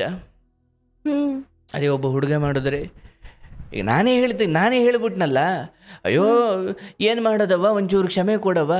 ಈಗ ನೋಡಿ ಸಮಾಜ ಪರಿಸ್ಥಿತಿ ಹಂಗಿದೆ, ಏನು ಮಾಡಲಿಕ್ಕಾಗಲ್ಲ. ಅಮ್ಮನೋ ಅಪ್ಪನೋ ಯಾರೋ ಇದ್ದಿದ್ರೆ, ಅಯ್ಯೋ ನಮ್ಮ ಮಗಳಿಗೆ ಹಿಂಗೆ ಆಯ್ತಲ್ಲ ಅಂತ ಪಾಪ ಏನೋ ಮಾಡ್ತಿದ್ರೋ ಏನೋ. ಹೌದು, ಬೇರೆ ಯಾರು ಸಪೋರ್ಟಿಗಿಲ್ಲ, ಯಾರ ಹತ್ರನೂ ಹೇಳ್ಕೊಳಕ್ಕೂ ಆಗಲ್ಲ ಈ ತರ ಆಗ್ಲಿ ತಾಯಿ, ಅದೇ ಅರ್ಧ ಭಗವಂತ ಇದ್ದಾನೆ. ನಾನು ಹೇಳ್ತೀನಿ, ಯಾರನ್ನೂ ನಂಬದೇ ಇರೋ ಸ್ಥಿತಿ ಬಂದಾಗ, ಯಾವ ದಾರಿಯೂ ಕಾಣದೇ ಇದ್ದಾಗ ಕೃಷ್ಣನನ್ನು ನಂಬು, ಭಗವಂತನನ್ನು ನಂಬು. ನಿನ್ನನ್ನು ಇವತ್ತಿಲ್ಲಿ ಕಳಿಸಿರೋದು ಅದೇ ಶಕ್ತಿ, ನಿನ್ನಲ್ಲಿ ಮತ್ತೆ ಅಲ್ಲೇ ಸ್ವಲ್ಪ ದಿನ ಉಳಿಯು ಅಂತ ನನ್ನ ಮೂಲಕ ಹೇಳಿಸ್ತಿರೋದು ಅದೇ ಶಕ್ತಿ. ನೀನಲ್ಲಿ ಉಳಿಬೇಕು. ಗಂಡನಿಗೆ ಯಥೇಚ್ಛವಾದ ಪ್ರೀತಿ ಕೊಡು. ಯಾಕಂದರೆ ನೋಡುವ, ನಾವು ಎಲ್ಲಿ ಕೂತೋ ನಿಂತೋ ಮಲಗದೋ ಏನು ಮಾಡಿಕೊಂಡು ಮಕ್ಕಳೆಷ್ಟು ಮಾಡ್ದೋ ನಾವು ಎಷ್ಟು ಸುಖ ಅನುಭವಿಸ್ದೋ ಇವ್ಯಾವುದೂ ಉಳಿಯಲ್ಲ. ಅಂತಿಮವಾಗಿ ನನಗವರು ಪ್ರೀತಿ ಕೊಟ್ಟರೋ ಇಲ್ವೋ, ನಾನಂತೂ ಪ್ರೀತಿ ಕೊಟ್ಟೆ ಅನ್ನೋ ಸಮಾಧಾನದಲ್ಲಿ ಸಾಯ್ತೀನವ ನಾನು. ಅಂದರೆ ಈ ಥರದ ಆಲೋಚನೆಗಳು ಬರಲಿಕ್ಕೆ ತುಂಬ ಉದಾತ್ತವಾದ ತ್ಯಾಗ ಬುದ್ಧಿ ಬೇಕು. ಬಟ್ ನಿನ್ನ ಗಂಡನ ಅರ್ಧದಷ್ಟು ಒಳ್ಳೆಯತನವನ್ನಾದರೂ ನೀನಿಗೆ ಗೌರವಿಸಬೇಕಲ್ಲ. ಯಾಕಂದ್ರೆ ಉಳಿದ ಪುರುಷರ ವರ್ತನೆಗಳನ್ನು ಕಾರ್ಯಕ್ರಮದಲ್ಲಿ ಕೇಳು, ಗೊತ್ತಾಗುತ್ತೆ ನಿನಗೂ. ಹೌದು ಸರ್, ಕೇಳ್ತಾ ಇರ್ತೀನಿ ನಾನು, ಅದನ್ನೆಲ್ಲ ಯೋಚನೆ ಮಾಡಿನೇ ಸ್ವಲ್ಪ ಸಮಾಧಾನ ಆಗುತ್ತೆ. ಎಷ್ಟೊಂದ್ಸಲ ಪ್ರೋಗ್ರಾಮ್ ಕೇಳ್ತಾ ಇರ್ತೀನಿ. ಈಗ ನಾನು ಹೇಳೋದು, ನೀನು ಯಾವುದೇ ಕಾರಣಕ್ಕೂ ಇಲ್ಲಿಂದ ನೀನು ನಿರ್ಧಾರ ಮಾಡು, ಇಲ್ಲ ನನ್ನ ಗಂಡನ ಲ್ಯಾಪ್ಟಾಪು ಫೋನು ಎಲ್ಲೋದ ಎಲ್ಲಿ ಬಂದು ಇದು ಯಾವುದೂ ಕೇಳಲ್ಲ. ಅಂದರೆ ಒಬ್ಬ ಮನುಷ್ಯನನ್ನು ನಾನು ಪ್ರೀತಿಯಿಂದ ಬದಲಾಯಿಸಬೇಕು ಅಥವಾ ಆ ಮಟ್ಟಿಗೆ ಮನಪರಿವರ್ತನೆ ಆಗದ ಹೊರತು ನಾನು ಹೊಡೆದು ಬಡ್ದು ಬದಲಾಯಿಸ್ಲಿಕ್ಕೆ ಅದು ಅಂಗನವಾಡಿ ಹುಡುಗ ಅಲ್ಲ. ಹಾಗಾಗಿ ನೀನು ಫೋನ್ ನೋಡೋದು, ಲ್ಯಾಪ್ಟಾಪ್ ನೋಡೋದು, ಪ್ರಶ್ನೆ ಮಾಡೋದು ಯಥೇಚ್ಛ ಮಾಡ್ತಾ ಹೋದಾಗ ಏನಾಗ್ಬಿಡುತ್ತೆ, ಅದಿನ್ನೂ ರಾಂಗ್ ಆಗುತ್ತೋ ಏನು. ಸೊ ನಿನ್ನ ಗಮನ ಏನು, ಒಂದು ಮಗು ಮಾಡಿಕೊಳ್ಬೇಕು, ಮತ್ತು ನನ್ನ ಗಂಡನಿಗೆ ನಾನು ಹೆಚ್ಚು ಪ್ರೀತಿ ಕೊಡಬೇಕು. ಯಾವುದೇ ಆಗಲವ್ವ, ಹೆಂಡತಿನೇ, ಹೊರಗಿನ ವಿಚಾರ ಹೊರಗಿನದ್ದೇ. ಆತನಿಗೊಂದು ಪೆಟ್ಟು ಬೀಳೋವರೆಗೂ ಅಷ್ಟೇ. ಸೊ ಹಿಂದಿನ ಹುಡುಗಿ ಯಾಕೆ ಬಿಟ್ಟು ಹೋದ್ಲು, ನಿನಗೊಂದು ಅಂದಾಜು ಸಿಕ್ಕಿರುತ್ತೆ. ಹೌದು. ಸೊ ನಾನು ಇಷ್ಟೆಲ್ಲ ತಪ್ಪುಗಳು ಮಾಡಿ ನನ್ನ ಹೆಂಡತಿ ಎಲ್ಲಿ ಬಿಟ್ಟು ಹೋಗ್ಬಿಟ್ಟಳು ಅನ್ನೋ ಭಯ ಇಲ್ಲದೆ ಇರೋಷ್ಟು ಮುಂದುವರಿಸ್ತಾನೆ ಇದ್ದಾನೆ. ಇನ್ನೂ ಒಂದು 6-7 ತಿಂಗಳು ಕಳೆದು, ಒಂದು ವರ್ಷ ಕಳೆದ್ರು, ಮಿನಿಮಮ್ ನಾನು ನಿನಗೊಂದು 6 ತಿಂಗಳವ, ಒಂದು ಡಿಸೆಂಬರ್ ಮುಂದಿನ ಈ ತಿಂಗಳ ಅಂತ್ಯದವರೆಗೂ ಅಂತಲೇ ಹೇಳಬಲ್ಲೆ. ಅದಾದ ಮೇಲೂ ಮತ್ತೆ ಅದೇ ಆಗ್ತಿದೆ ಅಂದರೆ ಅನಾಯಾಸವಾಗಿ ಇದನ್ನು ಬಿಟ್ಟು ಸ್ವಾಭಿಮಾನವಾಗಿ 3 ದಿವಸ ಬದುಕಿದ್ರು ಒಳ್ಳೆ ರೀತಿ ಬದುಕು. ಬಟ್ ಈ ಕ್ಷಮೆ ಧರ್ಮ, ಮತ್ತು ಅದು ಅನಿವಾರ್ಯ ಅನ್ನೋದಕ್ಕಿಂತ ಹೆಂಡತಿಯಾಗಿ ಅದು ನಿನ್ನ ಕರ್ತವ್ಯ ಅನಿಸ್ಕೊಳ್ಳುತ್ತೆ.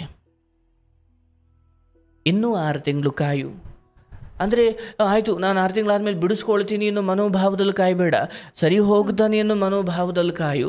ಅದಕ್ಕೆ ನಿನ್ನಿಂದ ಆಗಬೇಕಾಗಿರೋದೇನು, ಪ್ರೀತಿ ಪ್ರೀತಿ ಪ್ರೀತಿ, ಎಷ್ಟು ಸಾಧ್ಯವೋ ಅಷ್ಟು. ಇಲ್ಲ ಸರ್, ಮೊದಲೆಲ್ಲ ಹಂಗ್ ಮಾತಾಡ್ತಾ ಇದ್ದೆ, ಬಟ್ ಇವಾಗ ನಂಗೆ ಆ ಫೀಲಿಂಗ್ಸೇ ಬರ್ತಾ ಇಲ್ಲ. ಇಷ್ಟೆಲ್ಲ ಮಾಡಿದ್ಮೇಲೆ ಏನೋ ಮಾತಾಡ್ಬೇಕು, ಏನೋ ಇದ್ ಮಾಡ್ಬೇಕು ಅಂತ ಮಾಡ್ತೀನಿ, ಬಿಟ್ರೆ ಫೀಲಿಂಗ್ಸೇ ಇಲ್ಲ. ರೆಸ್ಪೆಕ್ಟ್, ಆ ಫೀಲಿಂಗ್ಸ್ ಎಲ್ಲ ಕಳ್ಕೊಂಡ್ಬಿಟ್ಟಿದ್ದಾರೆ. ಇರ್ಲಿ ತಾಯಿ, ಸುಮ್ನೆ ಈ ಸಮಯದಲ್ಲಿ ಆತನಿಗೂ ಅಪ್ಪ ಅಮ್ಮ ಇಲ್ವಾ? ಇಲ್ಲ ಇಲ್ಲ. ಆಯ್ತವ, ಏನೋ ಆತಂದು ಒಂದು ಹಳೆ ಕತೆ, ಏನು ಮಾಡ್ಲಿಕ್ಕಲ್ಲ, ಅವರವ್ರ ಪ್ರಾರಬ್ಧ. ನೀನೊಂದು ಹೆಣ್ಮಗಳಾಗಿ ಅರ್ಥ ಮಾಡ್ಕೊ. ಸಹನೆ ಮಾಡು. ಮಹಾನ್ ಮಹಿಳಾ ಮಣಿಗಳಿದ್ದಾರೆ, ಅವ್ರನ್ನೆಲ್ಲ ನೆನಪು ಮಾಡ್ಕೊ. ಸೀತಾಮಾತೆಯಿಂದ ಹಿಡಿದು, ದ್ರೌಪದಿಯಿಂದ ಹಿಡಿದು, ಸತಿ ಸಾವಿತ್ರಿಯಿಂದ ಹಿಡಿದು, ಗಂಡನ ಒಳ್ಳೆಯದು ಕೆಟ್ಟದ್ದರಲ್ಲಿ ಒಂದು ಹಂತದವರೆಗೂ ಅವರನ್ನು ತಿದ್ದುವ, ಸರಿ ಮಾಡುವ ಪ್ರಯತ್ನವನ್ನು ಮಾಡೋದು ಸತಿ ಧರ್ಮ. ಅದನ್ನು ಮಾಡು. ಅದು ಬೇರೆ ಏನಾರಾದ್ರೂ ಮಾಡ್ಬೋದು ಸರ್, ಏನೋ ಕೆಲಸ ಇನ್ನೇನೋ ಲಾಸ್ ಮಾಡ್ಕೊಂಡ್ರು ಅರ್ಥ ಮಾಡ್ಕೋಬಹುದು, ಮಾಡ್ಬೋದು. ಬಟ್ ಈ ತರ ಒಂದು ಇದ್ದಾಗ ಎಂತವ್ರಿಗೂ ತಡ್ಕೊಳ್ಳೋದು ತುಂಬಾ ಕಷ್ಟ. ಅರ್ಥ ಆಗುತ್ತವ. ಬಟ್ ಆದರೂ ಈ ಸಮಯದಲ್ಲಿ ನಿನ್ನ ಒಳ್ಳೇದಕ್ಕೆ ಹೇಳ್ತಾ ಇದ್ದೀನಿ, ಇಷ್ಟನ್ನೇ ಸಹಿಸ್ಕೊಂಡಿದ್ದೀಯಾ, ಇನ್ನೊಂದು ಸ್ವಲ್ಪ ಮುಂದೋಡು. ನಿನಗೆ ನೀನೊಂದು ಒಂದು ಟಾರ್ಗೆಟ್ ಇಟ್ಕೋ. ಓಕೆ, ನಾನು ಮುಂದಿನ ಇಷ್ಟು ತಿಂಗಳು ನಾನು ಇವರನ್ನು ಪ್ರೀತಿಯಿಂದ ಮಾತಾಡಿಸೋ ಪ್ರಯತ್ನ ಮಾಡ್ತೀನಿ. ಯಾಕಂದರೆ ನೋಡುವ, ನನ್ನೊಳಗಡೆನೂ ಏನೋ ಮೇಲ್ ಮಾತಾಡಿಸ್ತೀನಿ ಅಂದರೆ ಅದಕ್ಕೆ ತಕ್ಕಂತೆ ಪ್ರತಿಫಲ ಸಿಗ್ತಾ ಹೋಗುತ್ತೆ. ಹೌದಲ್ಲ? ಹೌದು. ಇವನು ಹೆಂಗೂ ಫೇಲ್ ಆಯ್ತಾನೆ ಅಂತ ಹುಡುಗನ ಹೊರಗಡೆ ಕಳಿಸಿ ಮಿಗ್ದೋರಿ ಪಾಠ ಮಾಡೋಕ್ಕಾಗಲ್ಲ. ಫೇಲ್ ಆಗಲಿ ಪಾಸ್ ಆಗಲಿ ಮೇಷ್ಟ್ರಾಗಿ ನನ್ನ ಕೆಲಸ ಮಾಡಬೇಕಲ್ಲ. ಹಾಗೆ ನೀನೀಗ ನಿನ್ನ ಕರ್ತವ್ಯ ಮಾಡಬೇಕು. ಆದರೆ ಈ ಮಧ್ಯೆ ನಿನ್ನ ಜೀವ ತೆಗೆದುಕೊಳ್ಳೋದು, ನೀನೇನು ಮಾತ್ರ ನುಂಗಿಟ್ಟ ಸ್ಲೀಪಿಂಗ್ ಟ್ಯಾಬ್ಲೆಟ್ ತಗೊಳ್ಳೋದು, ಅಥವಾ ನೀನು ಸಾಯ್ಲಿಕ್ಕೆ ಹೋಗೋದು ಯಾರು ಅಳಲ್ಲವ. ಗುಂಡಿ ಮಣ್ಣು ಮುಚ್ಚಿಬಿಟ್ಟು ನಿನ್ನ ಹೆಸರಲ್ಲಿ ಒಂಚೂರು ತಿಥಿ ಮಾಡಿ ಉಂಡ್ಬಿಟ್ಟು ಎಲ್ಲ ಅವರವ್ರ ಬದುಕನ್ನು ನೋಡ್ಕೊಳ್ತಾರೆ. ಇಲ್ಲ ತಾಯಿ, ಜಗತ್ತಲ್ಲಿ ಎಂಥ ಮಹಾತ್ಮರನ್ನೇ ನೋಡು, ಬೈಯೋರು ಇದ್ದಾರೆ, ಹೊಗಳೋರು ಇದ್ದಾರೆ. ಈ ಜಗತ್ತಲ್ಲಿ ಬರೀ ಯಶಸ್ಸನ್ನೇ, ಗೆಲುವನ್ನೇ ಉಂಡವರು ಯಾರೂ ಇಲ್ಲ, ಬರೀ ಸೋಲನ್ನೇ ಉಂಡವರು ಯಾರೂ ಇಲ್ಲ. ನಂಬಿಕೆ ದ್ರೋಹ ಮಾಡಿದವರು ಇದ್ದಾರೆ, ನಂಬಿಕೆ ದ್ರೋಹಕ್ಕೆ ಒಳಗಾದವರು ಇದ್ದಾರೆ. ಎಲ್ಲ ಕಸರಸಗಳ ಮಿಲನ ಈ ಬದುಕು. ಹಗಲು ರಾತ್ರಿ, ಕಷ್ಟ ಸುಖ, ಒಳ್ಳೆಯದು ಕೆಟ್ಟದ್ದು, ಲಾಭ ನಷ್ಟ ಎಲ್ಲವೂ ಮಿಶ್ರಿತವಾಗಿದೆ. ಒಂದಷ್ಟು ದಿನ ಸುಖ, ಒಂದಷ್ಟು ದಿನ ದುಃಖ. ಸೊ ಇದೇ ಗಂಡ ಮುಂದೆ ನಿನ್ನ ಬದುಕಲ್ಲಿ ಒಳ್ಳೆ ರೀತಿಯಲ್ಲಿ ಬದುಕುತ್ತಾನೆ, ಬದಲಾಗುತ್ತಾನೆ ಅಂತ ಭರವಸೆ ಇಟ್ಕೋ. ಇನ್ನೊಂದು 9 ರಿಂದ 10 ತಿಂಗಳು ಈತನ ವಿಚಾರದಲ್ಲಿ ತುಂಬ ಕರುಣೆಯಿಂದ ನಡ್ಕೋ. ಯಾಕಂದರೆ ನೀನು ಈತನ ಹಳೆಯ ಕಥೆಗಳನ್ನೇ ನೆನಪಿಟ್ಕೊಂಡು ಹೋದರೆ, ಅಂದರೆ ಒಂದು ಆತ್ಮವಾಗಿ ನೀನು ಆತನನ್ನು ಕಾಣೋಕೆ ಶುರು ಮಾಡು. ಅಂದರೆ ಒಂದು ಗಂಡನಾಗಿ ಇಂದಾಗ ನಿನಗೆ ತುಂಬ ವಿಚಾರಗಳು ಹೊಳಿಬೋದು. ಬಟ್ ಆತನು ತಂದೆ ತಾಯಿ ಇಲ್ಲದವನು, ನಿನಗೂ ತಂದೆ ತಾಯಿ ಇಲ್ಲ. ಸೊ ಮನೆಗೆ ಬಂದಾಗ ನಿನ್ನ ನೋವನ್ನು ಮರೆತು ಒಂಚೂರು ಚೆನ್ನಾಗಿ ಮಾತಾಡಿಸು. ನೀನೇ ಹುಡುಕ್ತಾ ಹೋಗಬೇಡ ಏನನ್ನು ದೋಷಗಳನ್ನು. ಯಾಕೋ ಯಾವತ್ತೋ ಒಂದು ದಿವಸ ಅದಾಗೆ ಬಂತು ಅಂದರೆ ಅವತ್ತು ನಿನಗೆ ಬೇಕಾದ ನಿರ್ಧಾರ ತಗೋ. ಅಂದರೆ ಇಷ್ಟು ದಿನ ನೀನು ಹುಡುಕಿ ಸಿಕ್ಕಿದೆ, ಈಗ ಹುಡ್ಕೋಕೆ ಹೋಗ್ಬೇಡ.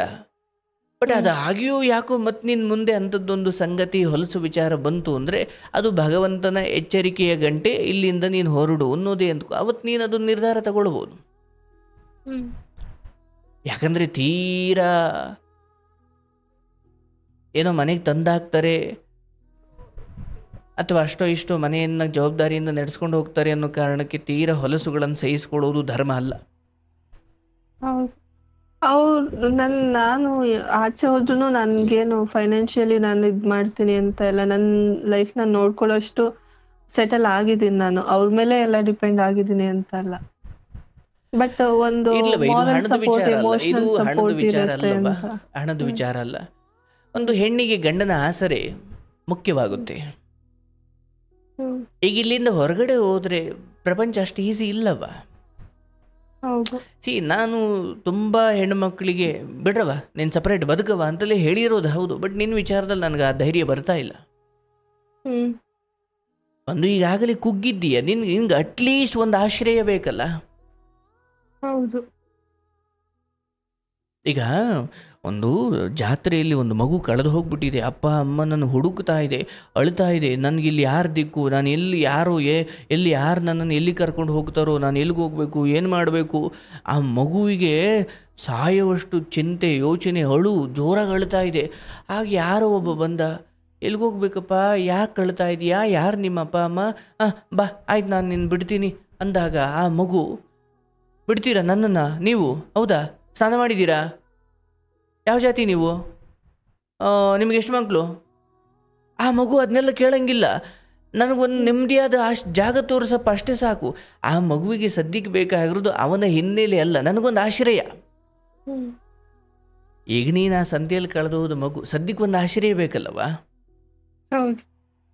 ನೀನು ಯಾವ ಜಾತಿ, ನಿಂಗೆ ಎಷ್ಟು ಜನ ಹೆಂಡ್ತಿರು, ಎಷ್ಟು ಜನ ಮಕ್ಕಳು, ನೀನು ಸ್ನಾನ ಮಾಡಿದೀಯಾ, ಮತ್ತು ನೀನು ನಾನ್ ವೆಜ್ ತಿಂತೀಯಾ, ಅದು ನನಗೆ ಬೇಕಿಲ್ಲ ಈಗ. ಬದುಕು ಕೆಲವೊಮ್ಮೆ ಸುತ್ತ ನಮ್ಮವರಿದ್ದಾಗ, ನಮ್ಮವರಿಂದಲೇ ದ್ರೋಹವಾದಾಗ ನಾವು ಹಿಂಗೆ ಯೋಚನೆ ಮಾಡಬೇಕು. ಮಿನಿಮಮ್ ಒಂಚೂರು ಆಸರೆ, ಆಮೇಲೆ ಎಲ್ಲ ಸರಿ ಮಾಡ್ಕೊಳ್ಳೋಣ. ಮೊದಲು ನಾನು ಆರೋಗ್ಯವಾಗಿದ್ದು, ಇರೋಗೊಂದು ಜಾಗ ಇದ್ದು, ದುಡಿಮೆ ಇದ್ದು, ಮನೇಲೊಬ್ಬ ಗಂಡಸು ಅಂತ ಇದ್ದು, ಮಿಕ್ಕಿದ್ದು ಆಮೇಲೆ ನೋಡ್ಕೊಳ್ಳೋಣ. ಯಾಕಂದರೆ ನೀನು ಹೆಣ್ಣಿನ ಚಟ ಬಿಡಿಸ್ಬೋದು, ಹಿಂಗೆ ಬಿಡಿಸ್ಬಿಡ್ಲಲ್ಲ ಅಂತ ಆತ ಕುಡಿಯೋಕ್ಕೆ ಶುರು ಮಾಡ್ತಾನೆ, ಅದನ್ನು ಚಟ ಬಿಡಿಸ್ತೀಯ. ಅಯ್ಯೋ ಹಿಂಗೆ ಆಯ್ತಲ್ಲ ಅಂತ ಜೂಜಾಡ್ಲಿಕ್ಕೆ ಶುರು ಮಾಡ್ತಾನೆ, ಅದನ್ನು ಬಿಡಿಸ್ತೀಯ. ಅಂದರೆ ಒಂದೇನೋ ಬಿಡಿಸಿದ್ರೆ ಇನ್ನೊಂದೇನೋ ಮನುಷ್ಯನಿಗೆ ಇದ್ದೇ ಇರುತ್ತೆ. ಅದು ಎಲ್ಲರ ಜೀವನದಲ್ಲೂ ಸತ್ಯ. ಇದನ್ನು ಬಿಟ್ಟರೆ ಬೇರೆ ಏನು ಆ ಥರ ಏನು ಬಿಟ್ಟಾದ್ಮೇಲೆ ಶುರುವಾಗ್ಬೋದು, ಯಾರಿಗೆ ಗೊತ್ತವ?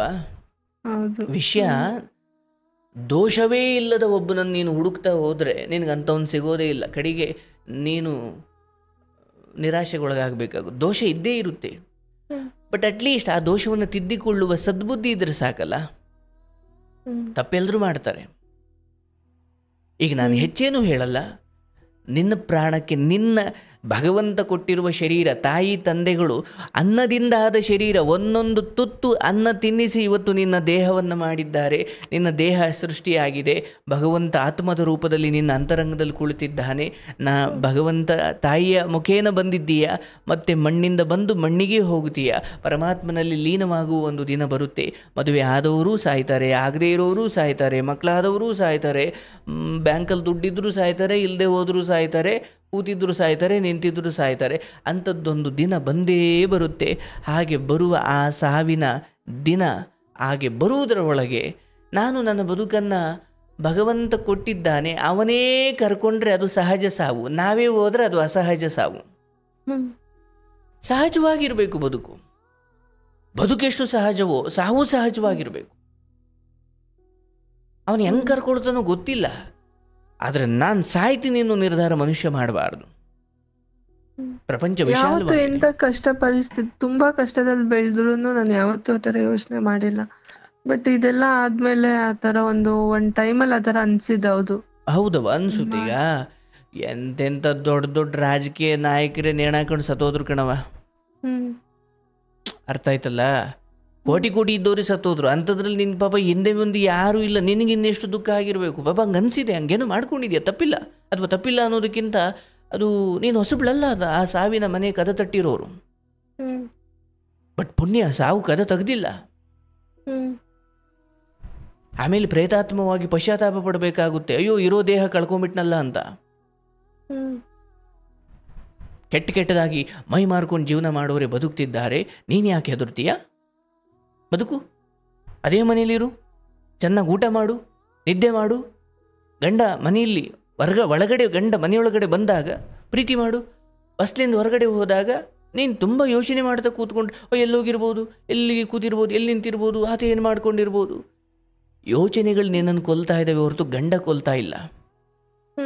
ಹೌದು. ಬಟ್ ಆ ಯೋಚನೆ ತಗೊಂಡ್ನಲ್ಲ, ಇಷ್ಟೆಲ್ಲ ಕಷ್ಟಪಟ್ಟಿದ್ ಮಾಡಿದ್ರು ಈ ತರ ತಗೊಂಡೆ ಅಂತ.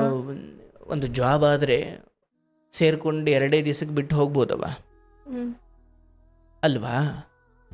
ಬಟ್ ಮದುವೆ ಅನ್ನೋ ವಿಚಾರ ಬಂದಾಗ ಬಹುಶಃ ನಿನ್ನ ಕಥೆಯಿಂದ ಹೆಣ್ಮಕ್ಳು ಕಲಿಬೇಕಾಗಿರೋದು ಇದ್ರ ವಿಚಾರ ಬಗ್ಗೆ. ಎಂಥ ತಾಯಿ ಇಲ್ಲ, ತಂದೆ ಇಲ್ಲ, ಯಾರೂ ಇಲ್ದವರಾದರೂ ಕೂಡ ತೀರಾ ನಾನು ಹಚ್ಕೊಂಡು ಬಿಟ್ಟು ಅವನು ಹಿಂದೆ ಮುಂದೆ ವಿಚಾರಿಸದೆ ಯಾರು ಏನು ಎತ್ತ, ಎಷ್ಟು ಹೆಣ್ಮಕ್ಳು ಈ ರೀತಿ ಜೀವನ ನರಕ ಮಾಡ್ಕೊಂಡಿದ್ದಾರೆ. ಹೌದು ಸರ್. ಇಷ್ಟೊಂದು ಮೆಚುರಿಟಿ ಅಥವಾ ಇಷ್ಟೊಂದು ಏನೋ ಗೊತ್ತಿದ್ರೆ ಅವಾಗ ಈ ತರ ಡಿಸಿಷನ್ ತಗೊಂತಿರ್ಲಿಲ್ಲ ಅಂತ ಅನ್ಸುತ್ತೆ. ಅವಾಗ ಏನು ಗೊತ್ತಿಲ್ಲದೆ ಇರೋ ಮೆಚುರಿಟಿ ಬರ್ಲಿಕ್ಕೆ ಕಾರಣ ಆಗಿದ್ದೇನು? ಇಂಥ ಘಟನೆಗಳು. ಹೌದು. ಈ ಬದುಕು ಸಿಕ್ಕಿರೋದೇ ಪಾಠಗಳನ್ನು ಕಲೀಲಿಕ್ಕೆ. ಬದುಕು ಅಂದ್ರೆ ಹಾಗೆನವ, ಮೊದಲು ಪರೀಕ್ಷೆ ಆಮೇಲೆ ಪಾಠ. ಆದರೆ ಶಾಲೆಯಲ್ಲಿ ಹಿಂಗೆ ಮೊದಲು ಪಾಠ ಮಾಡ್ತಾರೆ ಮೇಷ್ಟ್ರು, ಕಡೆಯಲ್ಲಿ 3 ಗಂಟೆ ಪರೀಕ್ಷೆ ಕೊಡ್ತಾರೆ. ಬದುಕು ಹಂಗಲ್ಲ, ಮೊದಲು ಪರೀಕ್ಷೆ ಕೊಡುತ್ತೆ ಆಮೇಲೆ ಪಾಠ ಕಲಿಸುತ್ತೆ. ಇಷ್ಟು ಮಾತ್ರ ಹೇಳ್ತೀನಿ ತಾಯಿ, ನಿನ್ನ ಬದುಕು, ನನ್ನ ಬದುಕು, ಯಾರ ಬದುಕು 3 ದಿನದ ಸಂತೆ. ಈ ಸಂತೆಯಲ್ಲಿ ನನ್ನ ಮೆಚ್ಚುವವರು ಕೆಲವರು, ನನ್ನನ್ನು ತಿರಸ್ಕರಿಸುವವರು ಹಲವರು. ನಾನು ಆಯ್ಕೆ ಮಾಡಿದ್ದೆಲ್ಲ ಸರಿ ಇರುತ್ತೆ ಅಂತ ಏನಿಲ್ಲ. ಹಾಗಂತ ಸರಿ ಇಲ್ಲ ಅಂತ ಸಾಯೋದು ಬೇಕಿಲ್ಲ. ಯಾಕಂದರೆ ಭಗವಂತ ಸೇಬ್ ಇಷ್ಟ ಇಲ್ವಾ ಮಾವಿನ ಹಣ್ಣು ತಿನ್ನು, ಮಾವಿನ ಹಣ್ಣು ಇಷ್ಟ ಇಲ್ವಾ ಕಲ್ಲಂಗಡಿ ಹಣ್ಣು ತಿನ್ನು, ಕಲ್ಲಂಗಡಿ ಹಣ್ಣು ಇಷ್ಟ ಇಲ್ವಾ ದ್ರಾಕ್ಷಿ ತಿನ್ನು. ಅಂದರೆ ದೇವರು ಸೃಷ್ಟಿಯ ಸಮಯದಲ್ಲಿ ಯೋಚನೆ ಮಾಡಿದ್ದಾನೆ, ಒಬ್ಬ ಮನುಷ್ಯನಿಗೆ ಇಷ್ಟವಾಗಿದ್ದು ಇನ್ನೊಬ್ಬನಿಗೆ ಇಷ್ಟವಾಗಲ್ಲ. ಹಾಗಾಗಿ ವಿವಿಧವಾದ ಹಣ್ಣುಗಳನ್ನು ಕೊಟ್ಟಿದ್ದಾನೆ, ನಿಮಗೆ ಬೇಕಾದ ತಿನ್ನಿ ಅಂತ. ಸೇಬ್ ಒಂದನ್ನೇ ಕೊಟ್ಬಿಟ್ಟು ಎಲ್ಲ ಇದನ್ನೇ ತಿಂದಿದ್ರೆ ಮನುಷ್ಯ ರೊಸ್ಟ್ ಹಿಡ್ದು ಹೋಗ್ಬಿಡ್ತಾ ಇದ್ದ. ಅಯ್ಯೋ ಸೇಬನ್ನೇ ತಿಂದು ನನಗೆ ಇಷ್ಟ ಇಲ್ಲ ಕಣಪ್ಪ ಅಂತ.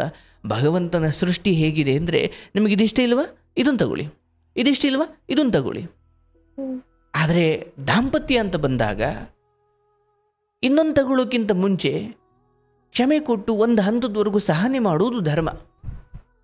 ನೋಡುವ, ದಾಂಪತ್ಯದಲ್ಲೂ ಇಷ್ಟ ಇಲ್ವಾ ಅವನು ಬಿಟ್ಟುಬಿಟ್ಟು ಇನ್ನೊಬ್ಬ ಮದುವೆ ಆಗೋದು ಇದು ಇದೆಯವ, ಅದು ಧರ್ಮ, ಏನು ತೊಂದರೆ ಇಲ್ಲ. ಬಟ್ ಹಾಗಂತ ಕಟ್ಕೊಂಡು ಬಿಟ್ಟು ಡೈವರ್ಸ್ ಕೊಟ್ಬಿಟ್ಟು ಗಂಡನ ಆಸ್ತಿ ಎಲ್ಲ ಅರ್ಧ ತಗೊಂಡು ಬಿಟ್ಟು ಅವನಿಗೆ ಪಂಗನಾಮ ಹಾಕ್ಬಿಟ್ಟು ಇನ್ನೊಬ್ಬ ಯಾರೋ ಇಷ್ಟ ಆದ ಅಂತ ಇನ್ನೊಬ್ಬನ ಜೊತೆ ಹೋಗ್ಬಿಟ್ಟು ಅವನಿಗೂ ಡೈವರ್ಸ್ ಕೊಟ್ಟು ಅವನ ಹತ್ರ ಅರ್ಧ ಆಸ್ತಿ ಇಸ್ಕೊಂಡ್ಬಿಟ್ಟು ಇದೆಯಲ್ಲ ನರಕ. ಒಂದೇ ಸತಿ ಮಲಗಿಸ್ಬಿಡುತ್ತೆ ಕರ್ಮನಿನನ್ನು. ಹಾಗಾಗಿ ಗಂಡನಿಂದ ಏನೋ ಕಿತ್ತುಕೊಂಡು ಅವನಿಂದ ಹಣ ಆಸ್ತಿ ಕಿತ್ಕೊಂಡು ನಾನು ಸಿರಿವಂತಳಾಗುವ ಹೆಣ್ಣುಮಕ್ಕಳು ಸಾಲಲ್ಲಿ ಏನಿಲ್ಲ. ನೀನು ತುಂಬ ಧರ್ಮವಾಗಿ ಬಂದಿರೋಳು, ನಿನಗೆ ಒಳ್ಳೆಯದಾಗುತ್ತೆ. ಇದ್ರ ಬಗ್ಗೆ ತುಂಬ ಆಲೋಚನೆ ಮಾಡ್ಕೊಂಡು ಜೀವನ ಹಾಳು ಮಾಡಿಕೊಳ್ಬೇಡ. ದೇವ್ರು ನಿನಗೆ ಒಳ್ಳೇದು ಮಾಡಲಿ. ನನ್ನ ಪ್ರಕಾರ ಸುಮ್ಮನೆ ಗಂಡನನ್ನು ತುಂಬ ತುಂಬ ಪ್ರೀತಿ ಮಾಡೋಕ್ಕೆ ಶುರು ಮಾಡು. ಎಷ್ಟು ಪ್ರೀತಿ ಮಾಡಬೇಕಂದ್ರೆ, ನಾನು ಇಷ್ಟು ಅನ್ಯಾಯ ಮಾಡಿದ್ರು ನನ್ನ ಹೆಂಡತಿ ಈಗ ನೆನಪಿಟ್ಕೊಳ್ದಂಗೆ ನನ್ನ ಕೈ ಅಡುಗೆ ಮಾಡಿಡ್ತಾಳೆ, ಬಂದಾಗ ಮಾತಾಡಿಸ್ತಾಳೆ. ಇದೇನಪ್ಪ ಇವಳಿಗೆ ಇಷ್ಟು ತಾಯಿ ಇಲ್ಲ ತಂದೆ ಇಲ್ಲದ ಮಗಳಿಗೆ ನಾನು ಏನು ಈ ಮಟ್ಟಿಗೆ ನೋವು ಮಾಡಿದೆ. ಈ ಕಾರಣಕ್ಕೆ ಪರಿವರ್ತನೆ ಆಗುತ್ತಲ್ಲ, ಅದು ಶಾಶ್ವತ ಪರಿವರ್ತನೆ. ಇಲ್ಲ ನೀನು ಕಂಪ್ಲೇಂಟ್ ಕೊಟ್ಟೋ ಬಿಟ್ಟೋಗಿ ನಿಂತಲೋ ಸೂಸೈಡ್ ಮಾಡೋ ಇಂಥದ್ದೇನೋ ಮಾಡಿ ಒಂದು 3 ದಿವಸ ಸರಿ ಇರಿಸ್ಬೋದು ಅಷ್ಟೇ. ಅದಕ್ಕೆ ಯಾರೋ ಮೊನ್ನೆ ಒಂದು ಹೆಣ್ಮಗಳು ಬಂದಿದ್ರು ಆಶ್ರಮಕ್ಕೆ, ಅಥವಾ ಕೌನ್ಸ್ಲಿಂಗ್ ಬಂದಿದ್ದರು. ನನ್ನ ಗಂಡ ಕುಡಿತಾನೆ ಸಹ, ಅದಕ್ಕೆ ನಾನು ಅವನ್ನ ರಿಹ್ಯಾಬಿಲೇಷನ್ ಸೆಂಟ್ರಿಗೆ, ಎಣ್ಣೆ ಬಿಡಿಸೋ ಸೆಂಟ್ರಿಗೆ ಹಾಕಿದ್ದೆ. ನನ್ನನ್ನು ರಿಹ್ಯಾಬಿಲೇಷನ್ ಸೆಂಟ್ರಿಗೆ ಕಳಿಸ್ಬೇಕಾದ್ರೆ ಹೋಗ್ಬೇಕಾದ್ರೆ ಹೇಳಿದಂತೆ, ನೀನು ಬಂದು ನಾನು ಕೊಲೆ ಮಾಡ್ತೀನಿ, ನನ್ನನ್ನು ಇಲ್ಲಿಗೆ ಹಾಕ್ತಾ ಇದ್ದೀಯ ನೀನು ಅಂತ ಹೇಳ್ಬಿಟ್ಟು ಹೋಗಿದ್ದಂತ ಅವನು. ಮತ್ತು ಅಲ್ಲಿ ಅವನಿಗೆ ಏನೇನೋ ಚಿಕಿತ್ಸೆ ಕೊಟ್ಟರು, ಏನು ಮಾಡಿದ್ರು. ಬರಬೇಕಾದ್ರೆ ಬಿಟ್ಟಿದ್ದೀನಿ ಅಂದ್ಕೊಂಡು ಬಂದ. ಒಂದು 3 ತಿಂಗಳು ಅಷ್ಟು ಹಿಂಗಿದ್ದ. ಆಮೇಲೆ ಮತ್ತೆ ಕುಡಿಯೋಕೆ ಶುರು ಮಾಡ್ದ. ರಿಹ್ಯಾಬಿಲೇಷನ್ ಸೆಂಟ್ರಲ್ಲಿದ್ದಾಗ ಯಾಕೆ ಕುಡಿಲಿಲ್ಲ? ಅಲ್ಲಿ ಎಣ್ಣೆ ಕುಡಿಲಿಲ್ಲ. ಕೊಟ್ಟಿದ್ರೆ ಅಲ್ಲೂ ಕುಡಿತಿದ್ದ. ಹೌದು.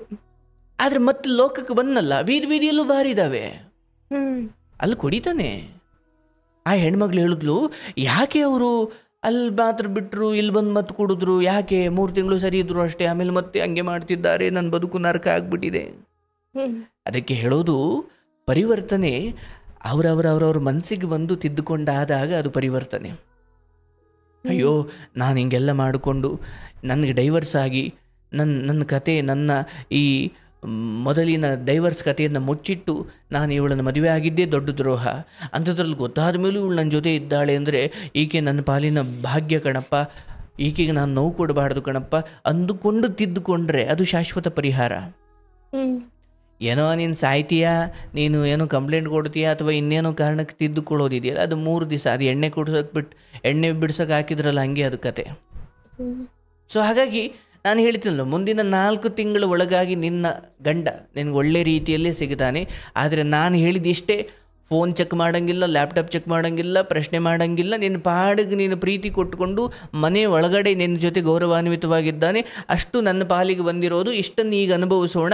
ಇಲ್ಲಿ ಇದಕ್ಕೂ ಮೀರಿ ನಾನು ಇನ್ನೇನೋ ಕತೆಗಳು ತಕ್ಕೊಂಡು ಕೂತ್ಕೊಂಡ್ರೆ ಇರೋದು ನಾನು ಹಾಳು ಮಾಡ್ಕೊಳ್ತೀನಿ ಅಷ್ಟೇ. ಅಷ್ಟು ಮಾಡು. ಎಷ್ಟೋ ಹೆಣ್ಣುಮಕ್ಳಿಗಳಿಗೆ ಇಲ್ಲದ ಭಾಗ್ಯ ನಿನಗಿದೆ ಎಂದಕ್ಕೂ ಅಷ್ಟೇ. ನಿನಗೆ ಒಳ್ಳೇದಾಗಲವ ಏನು. ಆಮೇಲೆ ಸರ್, ಆಮೇಲೆ ನಿಮ್ಗೆ ನಿಮ್ ಪ್ರೋಗ್ರಾಮ್ ತುಂಬಾ ಚೆನ್ನಾಗಿ ಬರ್ತಾ ಇದೆ. ಎಮೋಷನಲಿ ಶೇರ್ ಮಾಡ್ಕೊಳಕ್ಕೆ, ಅಥವಾ ಪ್ರಾಬ್ಲಮ್ಸ್ ಎಷ್ಟೊಂದ್ ಜನ ಫ್ಯಾಮಿಲಿಗೆ ಶೇರ್ ಮಾಡ್ಕೊಂಡಿರಲ್ಲ, ಅಂತವ್ರೆಲ್ಲ ಬಂದು ಶೇರ್ ಮಾಡ್ತಾರೆ. ಆಮೇಲೆ ಅದನ್ನ ಕೇಳೋ ಎಷ್ಟೊಂದ್ ಜನರಿಗೂ ತುಂಬಾ ಹೆಲ್ಪ್ ಆಗ್ತಾ ಇದೆ. ಎಷ್ಟೊಂದ್ ಜನ ಮಾತಾಡಿರ್ತಾರೆ, ಬಟ್ ಮಾತಾಡ್ದೇನೆ ಎಷ್ಟೊಂದ್ ಪ್ರಾಬ್ಲಮ್ ಸಾಲ್ವ್ ಮಾಡ್ಕೊಂಡಿರ್ತಾರೆ. ತುಂಬಾ ಬೇಕಾಗಿರೋ ಟೈಮಲ್ಲಿ ನೀವು ಈ ತರ ಸ್ಟಾರ್ಟ್ ಮಾಡಿರೋದು, ನಿಮ್ಗೆ ತುಂಬಾ ಸಕ್ಸಸ್ ಸಿಗ್ಲಿ ಅಂತ ಕೇಳ್ಕೊತೀನಿ. ನೋಡವ್ವ, ನಿನ್ನ ದುಃಖದ ಸಮಯದಲ್ಲೂ ಕೂಡ ಒಳ್ಳೆಯದನ್ನು ಪ್ರಶಂಸೆ ಮಾಡುವ ಸದ್ಗುಣ ನಿನ್ನದು, ನಿಮ್ಮ ಹಾರೈಕೆ ನನಗೆ ಬಹಳ ಸಂತೋಷ. ಅಂದರೆ ಒಟ್ಟಾರೆ ಕಾರ್ಯಕ್ರಮದ ಉದ್ದೇಶವೇ ನನ್ನ ಪಾಂಡಿತ್ಯ ಪ್ರದರ್ಶನ ಖಂಡಿತ ಅಲ್ಲ, ಆದರೆ ನಿಮ್ಮಂಥವ್ರಿಗೆ ಒಂದು ಅರ್ಧ ಗಂಟೆ ಕೂತು ನಿಮ್ಮ ಕತೆ ಕೇಳಿ ಭಗವಂತ ನನಗೇನು ಶಕ್ತಿ ಕೊಟ್ಟಿದ್ದಾನೋ ಅದರಲ್ಲಿ ಧರ್ಮವನ್ನು ಒಂಚೂರು ಒಂದೆರಡು ಒಳ್ಳೆ ಮಾತು ಹೇಳಿ ನಿಮ್ಮನ್ನು ಸಂತೈಸೋದು ನನ್ನ ಪಾಲಿಗೆ ಬಂದ ಭಾಗ್ಯ. ಮತ್ತು ನಿಮ್ಮ ದುಃಖದ ನಡುವೆಯೂ ಈ ಕಾರ್ಯಕ್ರಮದ ಸದುದ್ದೇಶವನ್ನು ಅರ್ಥ ಮಾಡಿಕೊಂಡು ಮತ್ತು ಇದರಿಂದ ಅನೇಕ ಜನರ ಅಂತರಂಗಕ್ಕೇನೋ ಒಂದು ನೆಮ್ಮದಿ, ಶಾಶ್ವತ ಪರಿಹಾರ ಆಗದೇ ಇದ್ದರೂ ಒಂದೇನೋ ಆ ರಾತ್ರಿ ಅವನು ಸಾಯದೇ ಇರೋದಕ್ಕೆ ಇದು ಕಾರಣ ಆಗಿರ್ಬೋದಷ್ಟೇ. ಹೌದು. ಮತ್ತು ಬೆಳಿಗ್ಗೆ ಸೂರ್ಯ ಹುಟ್ಟಿದ, ಆ ಕಿರಣಗಳು ಇವನಲ್ಲಿ ಮತ್ತೆ ಭರವಸೆ ತಂದು ಓಕೆ ನಾನು ಏನೋ ಮಾಡ್ಬೋದು ಅಂತ ಬಂತು. ಬಟ್ ರಾತ್ರಿ ಯಾಕೋ ಹಂಗೆ ಅನ್ನಿಸ್ಲಿಲ್ಲ ಅವನಿಗೆ. ಹೌದು. ಬಟ್ ಆ ದುಃಖದ ಸಮಯದಲ್ಲಿ ಇಲ್ಲಿ ಯಾರ್ದೋ ಒಂದು ಕತೆ ಅವನಿಗೆ, ಅಯ್ಯೋ ಆ ಹೆಣ್ಮಗಳಿದೆ ಅಷ್ಟು ನರಕ ಇದೆ, ಆಕೆಗೆ ಹೋಲಿಸ್ಕೊಂಡ್ರೆ ನನ್ನ ಬದುಕಿ ಪರವಾಗಿಲ್ಲ, ಇಲ್ಲ ನಾನು ಬದುಕಬೇಕು ಅಂತ ಅನ್ಸಿರ್ಬೋದೋ ಏನೋ. ಹೌದೌದು ಸರ್, ಅದಕ್ಕೆ ಈ ತರ ಒಂದು ಪ್ರೋಗ್ರಾಮ್ ಬರ್ತಾ ಇರೋದು ತುಂಬಾ ಹೆಲ್ಪ್ ಆಗಿರತ್ತೆ ಅಂತ ಅನ್ಕೊಂಡಿರ್ತೀನಿ. Thank you. ನೋಡಿ, ಕೇಳೋರ್ಗುನು ತುಂಬಾ ಸಮಾಧಾನ ಅನ್ಸುತ್ತೆ. ನೀವು ಮಾತಾಡೋದು ಅದೊಂದು ಕಾಮಾಗಿ ಮಾತಾಡ್ತೀರಾ, ಅದು ತುಂಬಾ ಸಮಾಧಾನ ಅನ್ಸುತ್ತೆ. ಥ್ಯಾಂಕ್ ಯು, ತುಂಬಾ ಖುಷಿ ಆಗುತ್ತೆ. ತುಂಬಾ ಖುಷಿ ಆಯ್ತು ನಿಮ್ ಜೊತೆ ಮಾತಾಡಿ, ಏನೋ ಒಂಥರ ರಿಲೀಫ್ ಅನ್ಸುತ್ತೆ. ಬಹಳ ಸಂತೋಷನವ ನಿನ್ನ ಬದುಕು, ನೀನು ಅಂದುಕೊಂಡ ಹಾಗೆ ಎಲ್ಲ ಸರಿ ಹೋಗಲಿ, ಒಂದು ಮಗು ಆಗಲಿ.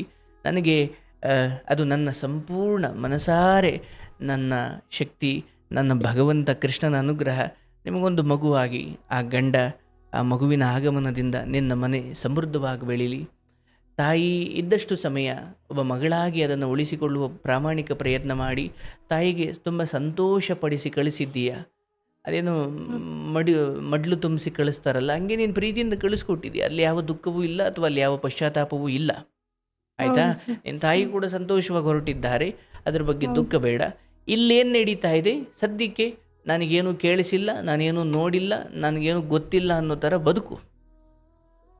ಕಣ್ಣಿದ್ದು ಇಲ್ಲದ ಹಾಗೆ, ಕಿವಿ ಇದ್ದು ಇಲ್ಲದ ಹಾಗೆ, ಬಾಯಿದ್ದು ಇಲ್ಲದ ಹಾಗೆ ಕೆಲವೊಮ್ಮೆ ಇರಬೇಕು. ಅದು ಬದುಕೋರ ಲಕ್ಷಣ. ಅಷ್ಟು ಮಾಡಿಕೊಂಡು ಹೋಗವ್ವ, ನಿನಗೆ ಒಳ್ಳೆಯದಾಗುತ್ತೆ. ಶುಭವಾಗಲಿ. Thank you.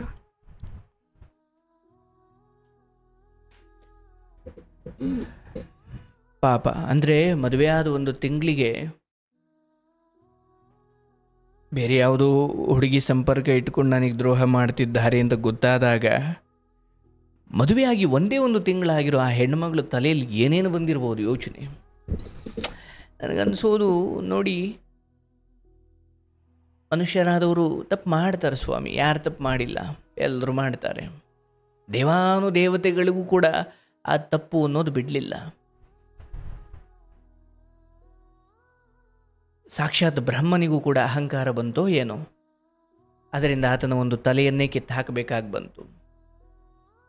ಮಹಾನ್ ಬ್ರಾಹ್ಮಣನಾದಂತಹ ಶಿವನ ಬಹಳ ದೊಡ್ಡ ಭಕ್ತನಾದಂತಹ ರಾವಣನಿಗೂ ಕೂಡ ಆ ರಾಕ್ಷಸ ಗುಣ ಬಿಡಲಿಲ್ಲ. ಬರುತ್ತೆ ಕಲಿಯುಗದಲ್ಲಿ, ಆ ಕಲಿಯ ಪ್ರಭಾವ ಮನುಷ್ಯನಿಂದ ತಪ್ಪುಗಳು ಮಾಡಿಸ್ತವೆ. ಆದರೆ ನಾನು ಹೇಳೋದು, ಎಷ್ಟು ಮಾಡ್ತೀರಿ? ಒಂದಾಯಿತು, ಎರಡಾಯಿತು, ಮೂರಾಯಿತು, ಇಲ್ಲ ಆ ಮಟ್ಟಿಗೆ ಕ್ಷಮೆ ಕೊಡಲ್ಲ ಪ್ರಕೃತಿ. ಎಲ್ಲೋ ಒಂದು ಕಡೆ ಸರಿಯಾಗಿ ಹೊಡೆ ತಿಂತೀರಿ.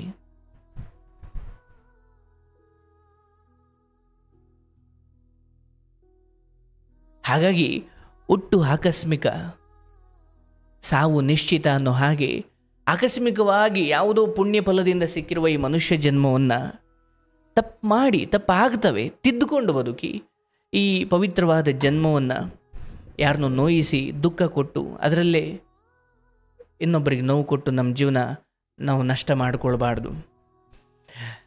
ಎಷ್ಟು ಹೆಣ್ಣುಮಕ್ಕಳು ದಯವಿಟ್ಟು ಹೇಳ್ತೀನಪ್ಪ, ಹೀಗೆ ಸತ್ಯವನ್ನು ಮುಚ್ಚಿಟ್ಟು ಮದುವೆ ಆಗಿದ್ದೇ ಭಾಳ ದೊಡ್ಡ ತಪ್ಪು. ಅದಾಗಿಯೂ ಈಕೆ ನಿಮ್ಮನ್ನು ಕ್ಷಮಿಸಿದ್ದಾರೆ ಎಂದಾಗ ದಯವಿಟ್ಟು ತಾಯಿ ಇಲ್ದಿರೋ ಹೆಣ್ಮಗಳು ದುಃಖ ಕೊಡಬೇಡಿ. ತಾಯಿ ಇಲ್ದಿರೋ ಹೆಣ್ಮಗಳು ಅಂತಲ್ಲ, ಯಾವ ಹೆಣ್ಮಗಳಿಗೂ ದುಃಖ ಕೊಡಬೇಡಿ. ಆ್ಯಂಡ್ ಹೆಣ್ಮಕ್ಳು ಅಷ್ಟೇ, ಗಂಡನಿಗೆ ನಿಯತ್ತಾಗಿರೋದೇ ಧರ್ಮ, ಗಂಡ ಹೆಂಡತಿಗೆ ನಿಯತ್ತಾಗಿರೋದೇ ಪತಿ ಧರ್ಮ. ಅದನ್ನು ಪಾಲಿಸೋದು ಒಳ್ಳೆಯದು. ಇರಲಿ, ಆ ಕುಟುಂಬಕ್ಕೆ ಒಳ್ಳೆಯದಾಗಲಿ, ಬಂಗಾರದಂಥ ಒಂದು ಮಗು ಹುಟ್ಟಲಿ.